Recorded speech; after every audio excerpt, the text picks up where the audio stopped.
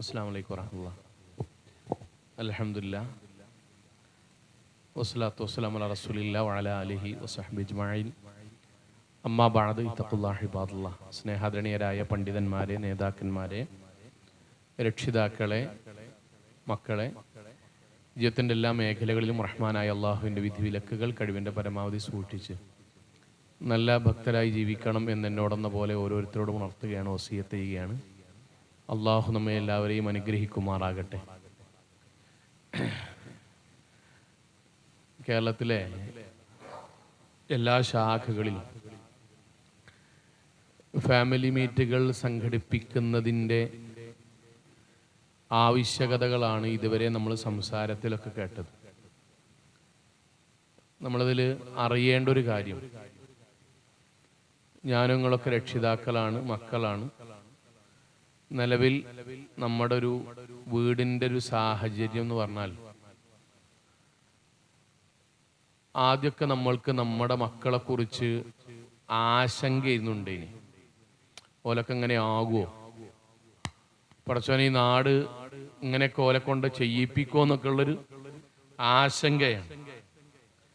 എന്നാൽ ഇപ്പം ഞാൻ ഈ 2025 തുടങ്ങിയതിന് ശേഷം ഞാൻ അള്ളാഹുവിൻ്റെ അനുഗ്രഹം കൊണ്ടൊരു ഹൈസ്കൂൾ അധ്യാപകൻ ആണ്. രക്ഷിതാക്കളോട് സംസാരിക്കുമ്പം ഖുത്ബ കഴിഞ്ഞ് ആളുകളോട് സംസാരിക്കുന്നതിൽ നിന്നും പ്രോഗ്രാമുകൾക്ക് പോകുമ്പോൾ അവിടെ നിന്നുള്ള സംസാരത്തിനൊക്കെ എനിക്ക് മനസ്സിലായൊരു കാര്യം, ആശങ്കകൾ മാറി ഇപ്പോൾ സത്യത്തിൽ പ്രത്യേകിച്ച് മക്കളുടെയൊക്കെ വിഷയത്തിൽ രക്ഷിതാക്കൾക്ക് പേടിയായി തുടങ്ങി. പണ്ടിങ്ങനെ സംശയം, ആശങ്ക എന്നൊക്കെ മാറിയിട്ട് ഇപ്പോൾ സത്യത്തിൽ പേടിയാണ്. കുറച്ച് മുമ്പേ ഒരു മഹലിലേക്ക്, അതേപോലെ ഒരു മഹലിലേക്ക് ക്ലാസ് എടുക്കാൻ വേണ്ടി പോയി. അപ്പോൾ സ്ത്രീകൾക്ക് മാത്രമുള്ള ക്ലാസ്സാണ്. ആ ക്ലാസ് കഴിഞ്ഞിട്ട് അവിടുത്തെ സഹോദരിമാരോട് ഒന്ന് രണ്ട് സംശയങ്ങൾ ഇങ്ങനെ ദൂരീകരിച്ച അവിടുത്തെ സഹോദരിമാർ പറഞ്ഞു, ഉസ്താദെ നിങ്ങൾ ഞങ്ങൾക്ക് വേണ്ടിയിട്ട്, ഞങ്ങളെ മക്കൾക്ക് വേണ്ടിയിട്ടൊന്ന് പ്രാർത്ഥിക്കണം. അപ്പം ഞാൻ ചോദിച്ചാൽ എന്ത് പ്രാർത്ഥിക്കണം? ഞങ്ങളെ മക്കളൊക്കെ ഞങ്ങൾ വലുതാകുമ്പോൾ ഞങ്ങളെ നോക്കാണ്ടാകാൻ വേണ്ടി നിങ്ങൾ പ്രാർത്ഥിക്കണം. അന്നന്മാർ പറഞ്ഞ വാക്കാട്ടോ.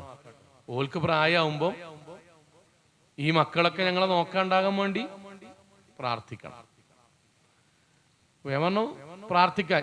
ഞാൻ അതിന് മറ്റൊരു വശം പറയട്ടെ. ഞാൻ അന്ന് തന്നെ അവരോട് പറഞ്ഞാണ്, ആഗ്രഹിച്ചിട്ട് കാര്യമില്ല, അതെല്ലാം നടക്കാൻ പോവുക, അത് വേറെ കാര്യം. എൻ്റെ കാരണം എന്ന് വെച്ചാൽ ഒന്നുമില്ല, സാഹചര്യം അങ്ങനെയാണ് ആക്കുക. അപ്പം നിങ്ങളൊക്കെ പിടിക്കണ ഓരോ വാപ്പാരെയും ഉമ്മാരെയും ആഗ്രഹിക്കാരെ മക്കളൊക്കെ പാടെ മരിക്കാൻ നേരത്തെ നമ്മളെ നോക്കാണ്ടാകണം, ഗൾഫിൽ നിന്ന് ലീവ് എടുത്ത് വരും, അവസാനം നമ്മളെ കയ്യും കാലൊക്കെ ഉമ്മച്ചാണ്ട് നടക്കൂല പറഞ്ഞാൽ നടക്കാൻ പാടില്ല എന്നല്ല, നടക്കാൻ കഴിയില്ല. കാരണം നമ്മളെ മക്കളെക്കാളും ദീന് കിട്ടിയവരാണ് നമ്മൾ, അല്ലേ? നമുക്ക് നമ്മളെ വാപ്പാനിമാനെ എത്ര നോക്കാൻ കഴിഞ്ഞ് അതാലോചിച്ച് നോക്കിയാൽ മതിയല്ലോ. അത് ഇഷ്ടമല്ലാത്തോണ്ടാ അല്ല, സാഹചര്യം എങ്ങനെയാണ്. എനിക്കിന്ന് ഓർമ്മയുണ്ട്, ഞങ്ങളുടെ നാട്ടിൽ ഒരു ചങ്ങാതി 42 43 വയസ്സുണ്ട്, മൊബൈൽ ഷോപ്പ് അടുത്താണ്. അവനോട് പറഞ്ഞു, എൻ്റെ വാപ്പാക്ക് നെഞ്ചുവേദന വന്നിട്ട് മൗലാനി കൊണ്ടേക്കണ്, ഇത് പെട്ടെന്ന് ചെല്ലുകയാണ്.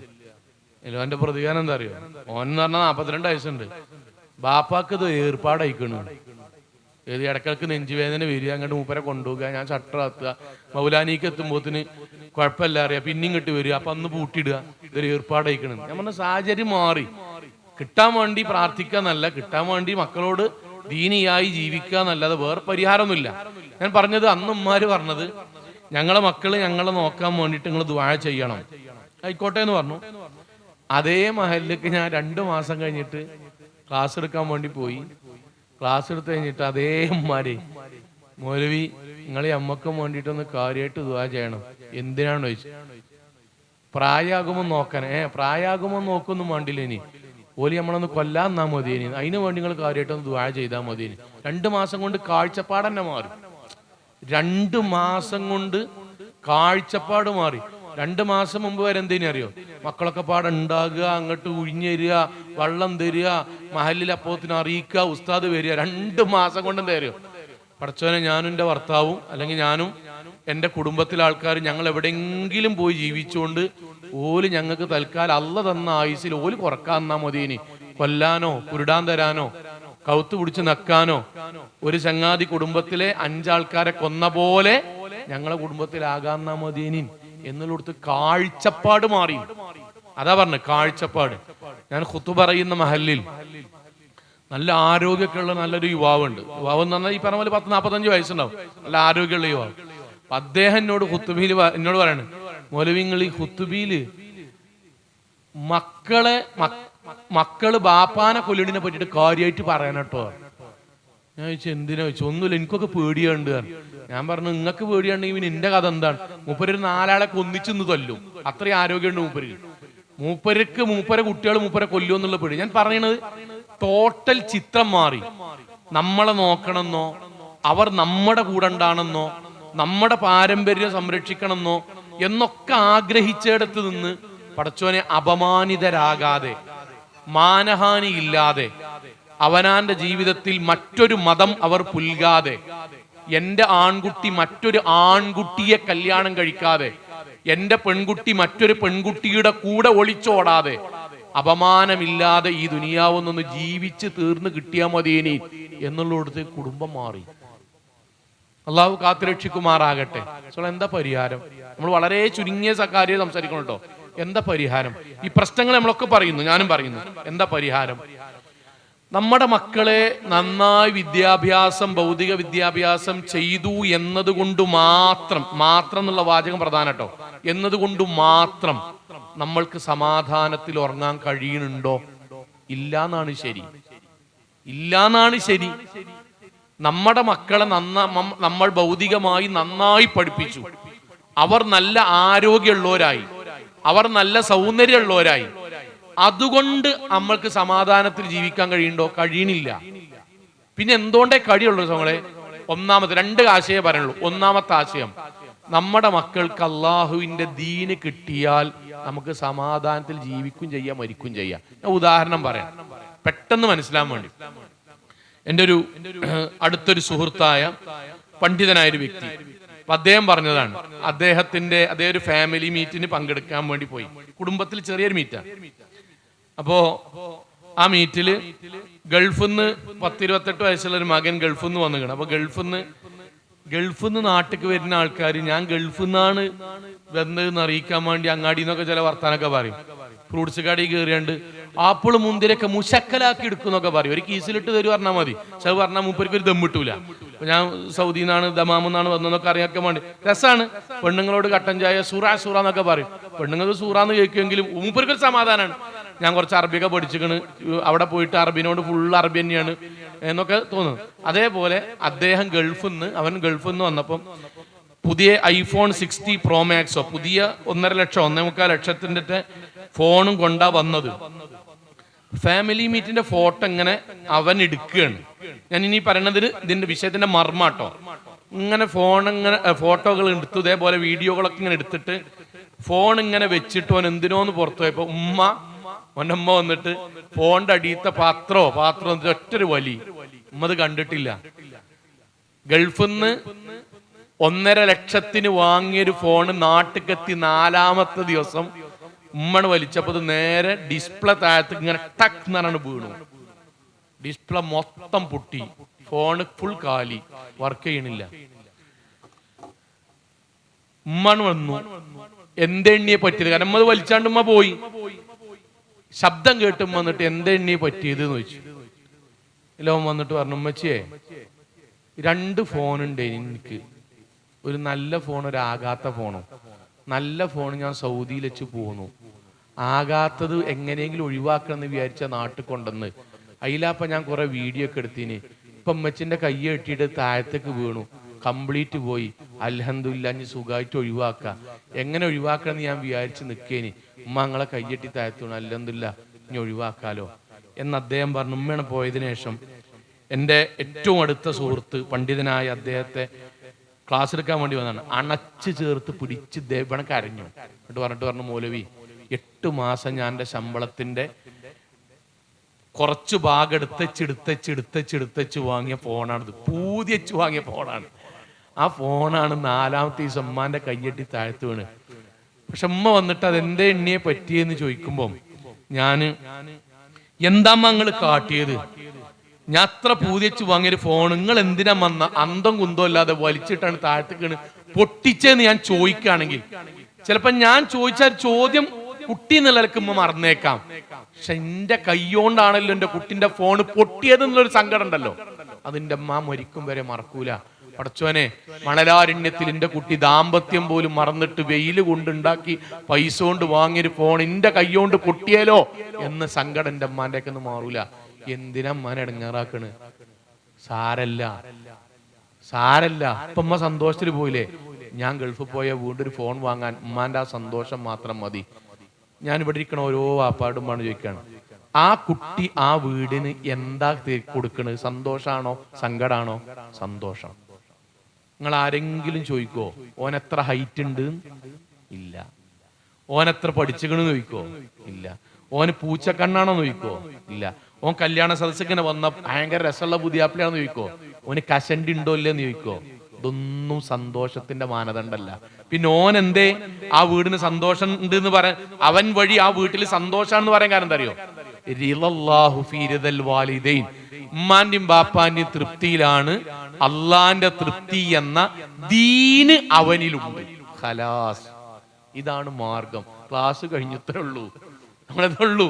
നമ്മളെ ജീവിതത്തിൽ നമ്മളെ കുട്ടികളേക്ക് സന്തോഷം ഉണ്ടാണോ? അള്ളാന്റെ ദീന് നമ്മുടെ കുട്ടികളെ മനസ്സിലുണ്ടായ മതി. ഉമ്മാരെ ബാപ്പാരെ ഒളിച്ചോടൂല. അത് പ്രേമിക്കാൻ കഴിയാത്ത എന്താ യൂണിവേഴ്സിറ്റി ആയതുകൊണ്ടല്ല. പ്രേമം വന്നാലും പടച്ചോനെ, ഉമ്മാക്കും ബാപ്പാക്കും എതിർപ്പുള്ള, അള്ളാഹ്ക്ക് എതിർപ്പുള്ള ഒരു കാര്യം ഞാൻ ചെയ്താൽ ഇവിടുന്ന് അങ്ങോട്ട് നടക്കുമ്പം ഈ കാലിന് ബലം ഉണ്ടാണെങ്കിൽ അള്ള തരണ്ടേ. വണ്ടി പോകുമ്പോ വണ്ടി കുത്താതൊക്കെ അമ്മ പ്രാർത്ഥിക്കണ്ടേ. ബാപ്പാന്റെ ഇമ്മാന്റെ തൃപ്തി ഉണ്ടെങ്കിലല്ലേ ജീവിക്കാൻ കഴിയുള്ളൂ. അള്ള നിരോധിച്ചൊരു കാര്യം ആര് പറഞ്ഞാലും ഞാൻ ചെയ്യൂല എന്നൊരു കുട്ടിക്ക് തീരുമാനിക്കുമ്പോൾ ആ കുട്ടി വഴി വീട്ടിലുണ്ടാകുന്ന ആനന്ദത്തിന്റെ പേരാണ് സന്തോഷം. അത് ദീനോണ്ടാ കിട്ടുക, ദീനോണ്ടേ കിട്ടുള്ളൂ. വെളുപ്പോണ്ടും കിട്ടൂല, ഡിഗ്രി കൊണ്ടും കിട്ടൂല, ഒന്നുകൊണ്ടും കിട്ടില്ല. അതിന്റെ അർത്ഥം എന്താ? പഠിക്കണം, നന്നായി ഉഷാറാണ്. പക്ഷേ ആരോഗ്യത്തിന്റെ കൂടെ ദീനുണ്ടെങ്കിൽ ആരോഗ്യം സന്തോഷം ഉണ്ടാവും.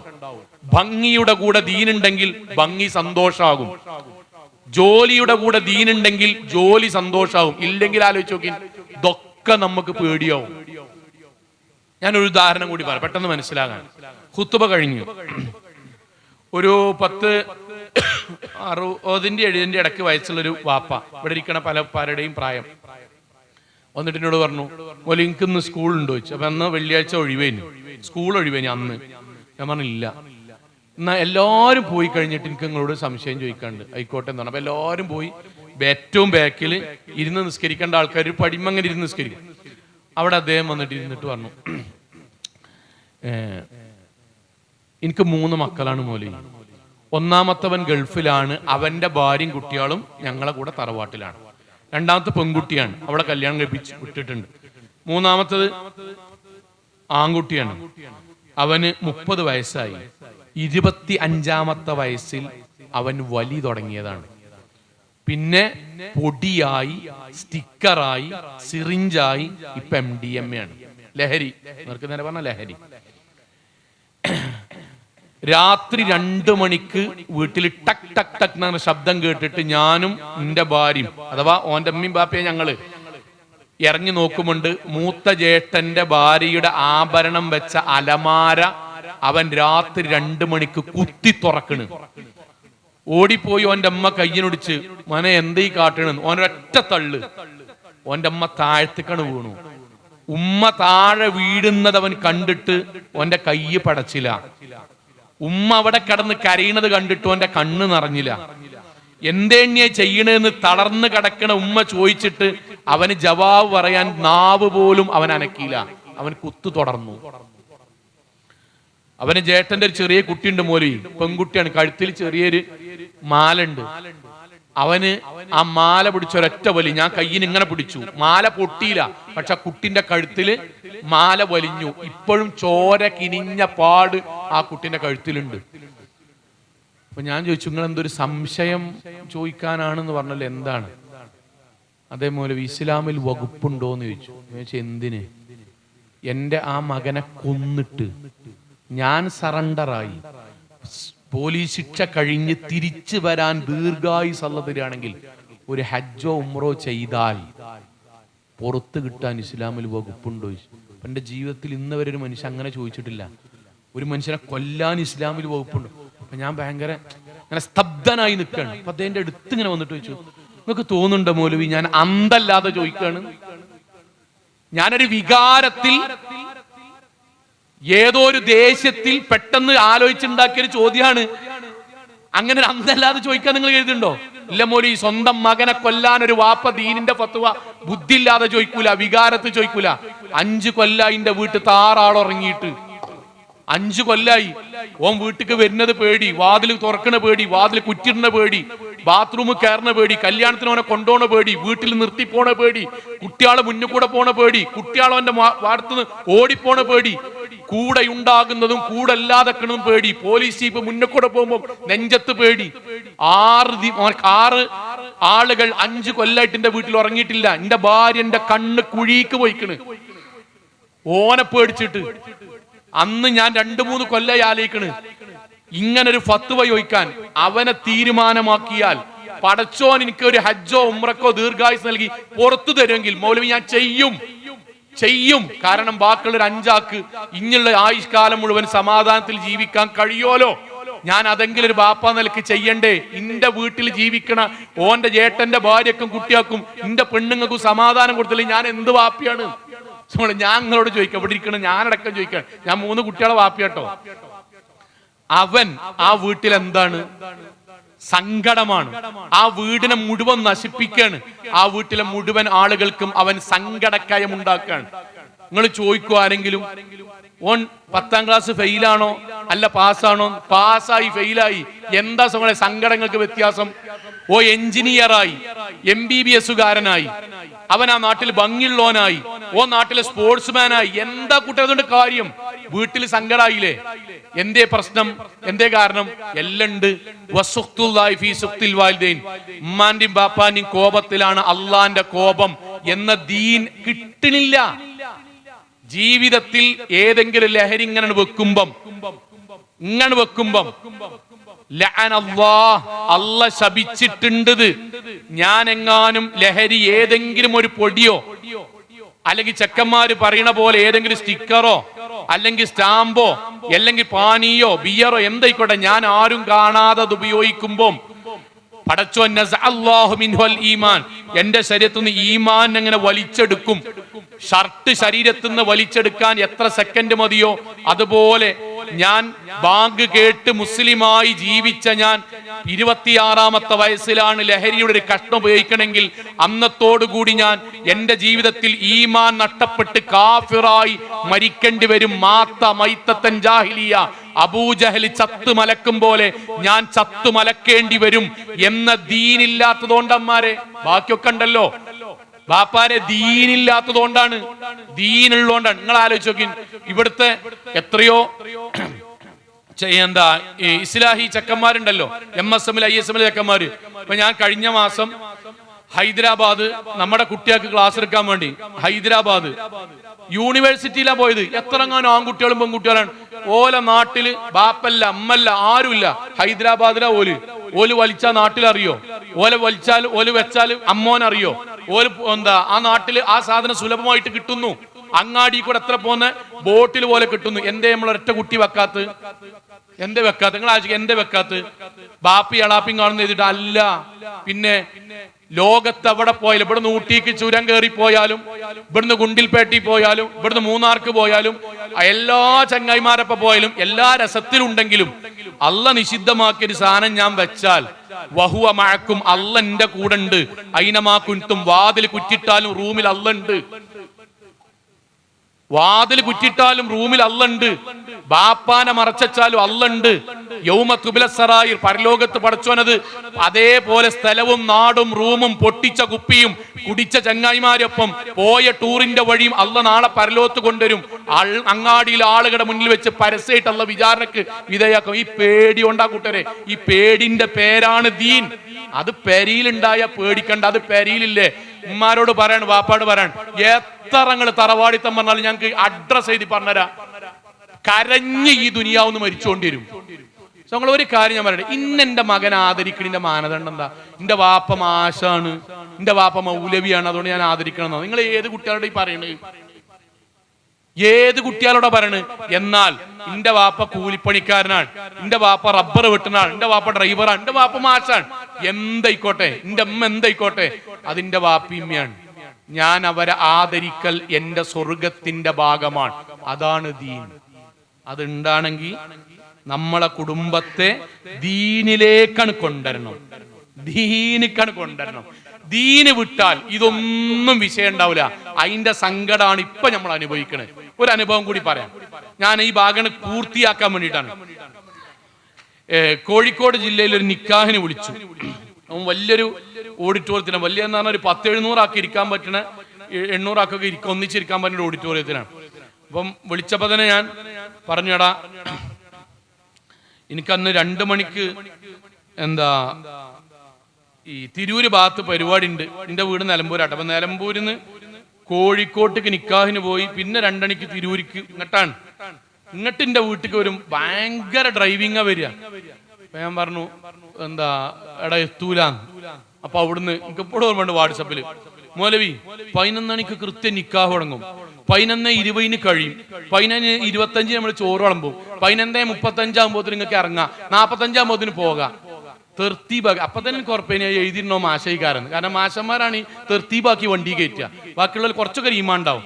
ഈ ഗവൺമെന്റ്, ഞാനും ഗവൺമെന്റ് ജോലിക്കാരൻ, എനിക്കറിയാം ടീച്ചർമാരങ്ങനെ കാരണം എല്ലായിടത്തും ആളായണ്ട് സ്വാഗത അധ്യക്ഷനൊക്കെ അവൾക്ക് കിട്ടിയതുകൊണ്ട് ഇങ്ങനെ സമയക്രമം പാലിപ്പിച്ചാണ്ട് വണ്ടി കയറ്റാൻ അവൾക്ക് ധൈര്യം ഉണ്ടാവുള്ളൂ. അപ്പൊ ഇങ്ങനെ തുടങ്ങി. ഞാൻ 11 മണിക്ക് നിക്കാഹാണ്. ഇതിന്റെ ഒരു പ്രകൃതി അനുസരിച്ച് ഒരു 10:50 എത്തും ഏകദേശം. അല്ലാഹു വബില്ലാഹി തൗഫീഖ്. ഞാൻ 10:50 എത്തി. 10:50 എത്തിയപ്പം 11 മണിക്ക് നിക്കാഹ് തുടങ്ങുന്നതാണ് കേട്ടോ. 11 മണിക്ക് മൈക്കന്നല്ല. അപ്പം അങ്ങനെ വന്നിട്ട് മാഷ തന്നെയാണ്, ഞാൻ വിചാരിച്ച പോലെ തന്നെ മാഷാണ്. ഇപ്പൊ വന്നിട്ട് മൗലവി എനിക്ക് ഏത് മൈക്കാ വേണ്ടത് ചോദിച്ചു. ഞാൻ പറഞ്ഞു ഏതെങ്കിലും മൈക്ക മതി. എടാ എനിക്കറിയാം എന്തിനെ പറ്റി ചോദിച്ചത്, ഞാൻ ഏതെങ്കിലും മൈക്ക പറയണം. എന്നിട്ട് ആ മൈക്ക മൂപ്പര് ചോദിച്ചതുകൊണ്ടാണ് വൈകിയത് എന്നുള്ള എന്റെ മേത്ത് കിടാൻ. ഞാൻ പറഞ്ഞു ഇജ്ജ് മാഷായി, അതേപോലെ ഞാൻ മാഷാണ്, ഇത് എന്റെ മേത്ത് കിടാനുള്ള പരിപാടിയാന്ന് നമുക്കറിയാം. ഞാൻ പറഞ്ഞു ഒരു മൈക്കും വേണ്ട, ഉള്ള പോലെ ഇജ്ജ് നടത്തിയാൽ മതി. 11 മണി, 11:30 നിക്കാഹ് നടന്നില്ല. 12 നിക്കാഹ് നടന്നില്ല. 12:25 കാസർഗോഡ് നിന്നുള്ള ടീമാണ്. ഒരു ഓഡിറ്റോറിയത്തിന് പുറത്ത് വന്നു നിന്നു. ആൾക്കാർ ഭക്ഷണം വലിയ വിളമ്പിയില്ല കേട്ടോ, വലിയ ഭക്ഷണം വിളമ്പിയില്ല. അതിൽ സുന്നത്തുണ്ട്, അതേ പറഞ്ഞു. അത് ഞാൻ വേറെ പറയേണ്ട വിഷയമാണ്. ഫർള് ഒഴിവാക്കിയിട്ടുള്ള സുന്നത്തുണ്ടല്ലോ, മനുഷ്യന്മാരെ മുഴുവൻ പട്ടിണിക്ക് കിട്ടുക പറഞ്ഞാൽ ഹറാം ചെയ്താണ്ട് വലീമ നിക്കാഹിന് ശേഷമല്ലേ കൊടുക്കാൻ പാടുള്ള ഫത്വയേറ്റ് വരുന്നുണ്ട്. അതിന് നമുക്ക് വേറെ പറയേണ്ട വിഷയമാണ്. ഏത് തഹജ്ജുദിന് എഴുന്നേറ്റാണ്ട് സുബൈ മുടങ്ങുന്ന ടീമുണ്ടല്ലോ, ആ ടീം പെട്ടതൊക്കെ തഹജ്ജുദിന്റെ ഫദറിനാണ്ട് സുബൈ മുടങ്ങണ മനുഷ്യന്മാരെ കൊണ്ടുവരാണെങ്കിൽ കൃത്യമായിട്ട് ചെയ്യുക, അല്ലെങ്കിൽ ആ സുന്നത്ത് തൽക്കാലം വേണ്ടാന്ന് വെക്കുക. 11 മണിക്ക് മനുഷ്യന്മാരെ വിളിച്ചിരുന്നാണ്ട് 12:25 വരെ പട്ടിണിക്ക് ഇട്ടിട്ട് 25 ഓല് വന്നിട്ടുണ്ട്, ഉള്ളിൽ കയറുന്നില്ല. അപ്പൊ ഇവിടെ ആൾക്കാരിങ്ങനെ നിൽക്കുക. അപ്പൊ എന്ത് ചോദിച്ചപ്പോ വരന്റെ ടീം പറയാണ് എന്റെ 2 ചെങ്ങായിമാരും കൂടി വരാണ്ട്. ഞാൻ പറഞ്ഞു നിങ്ങളോടൊന്ന് സത്യത്തിലൊന്ന് ഉള്ളിൽ കയറ്റി. അല്ല മൗലവി കയറൂല. ഞാൻ പറഞ്ഞു ഞാൻ കയറ്റി തരാം, ഇന്റെ നാടാണ് ഇവന്റെ അവസാനത്തെ കല്യാണം, കല്യാണം തന്നെ നടത്തൂല. 11 മണിക്ക് മനുഷ്യന്മാർ ഇവിടെ കാത്തുനിന്നിട്ട് 12:25 അവന്റെ ഏതോ 2 ചെങ്ങായിമാരെ ഉള്ളിൽ കയറാൻ പറഞ്ഞു. വന്നു, അഡ്രസ്സ് എഴുതി, പെട്ടെന്ന് വാങ്ങി. അപ്പൊ അതോടെ തീരുമാനമായി. കാരണം 2 മണിക്ക് ഏതായാലും ഇവിടേക്ക് എത്തൂല, തിരൂരിക്ക് എത്തൂല. അത് ഞാൻ സാന്ദർഭികമായിട്ട് പറയാം. പരിപാടി ഏൽക്കും വരെ ഉള്ളു മൗലവി. അത് കഴിഞ്ഞാങ്ങാനും വൈകിയാണ്ടല്ലോ പിന്നെ വാപ്പാക്കും മാക്കും കാരം വിളി, നിങ്ങളെന്തോ അലക്കമത്ത മൗലവിയാന്നൊക്കെ വെച്ച് വിളിക്കും. അത് നമുക്കറിയാം. ഏൽക്കും വരെ നിങ്ങളൊന്ന് വന്ന് കിട്ടിയാൽ മതി, ഇനി മൗലവി നിങ്ങളൊന്ന് വരും മൗലവി. അഥവാ വണ്ടി ഒന്ന് പഞ്ചറായി വെക്കണം. പിന്നെ പെരീത്ത വാപ്പാനിമാനൊക്കെ വിളിക്കും. നമ്മളെ അനുഭവമായിട്ട് പറഞ്ഞു, ഇവിടുത്തെ നല്ല പൊതുവെ അനുഭവമാണ്. അപ്പൊ ഏതായാലും തിരൂരിന്ന് ചീത്തട്ടെന്ന് ഉറപ്പായി. 12:30 ഞാൻ നിക്കാഹ് ഖുത്ബക്ക് തുടങ്ങാണ്. നിക്കാഹ് ഖുത്ബ തുടങ്ങിയപ്പം ബാക്കിന്ന് ഒരാളിങ്ങനെ തോണ്ടിയിട്ട് നിങ്ങൾ മുജാഹിദ് മൗലവിയാണോ? ഇനിയാണ് ഞാൻ വിഷയത്തിന്റെ മർമ്മത്തേക്ക് വരുന്നത്. എന്തിനാ അതുവരെ പറഞ്ഞതെന്ന് മനസ്സിലാക്കാൻ. നിങ്ങൾ മുജാഹിദ് മൗലവിയാണോ? അതെ. അദ്ദേഹം തിരിഞ്ഞാണ്ട് സ്റ്റേജിൽ വന്ന് പള്ളി കമ്മിറ്റിക്കാരുടെ അപ്പൊ ഞങ്ങൾ ഇവിടെ ഒപ്പിടുന്നത് മുജാഹിദ് പള്ളിക്കത്തെ രജിസ്റ്ററിലാണോ? അപ്പം പള്ളി കമ്മിറ്റിക്കാരാണ് അദ്ദേഹം. അല്ല അദ്ദേഹം എഴുന്നേറ്റുന്നുണ്ട് ഉറക്കെ. ഫുള്ള് ആൾക്കാരാട്ടോ, 700-800 ആൾക്കാരുണ്ടാവും. ഇവിടെ നിക്കാഹ് നടക്കൂലട്ടോ. കച്ചറ ഓഡിറ്റോറിയത്തിൽ കച്ചറ. 2 പെരക്കാരും വന്ന് തള്ളുക, തല്ലല്ലോ തള്ളുക. വാഗ്വാദത്തിൽ ഏർപ്പെടാ, സ്റ്റേജ് വരിക, ഒച്ചും വിളി, സ്റ്റേജിന്റെ പരിസരത്ത് ഒച്ചും വിളി.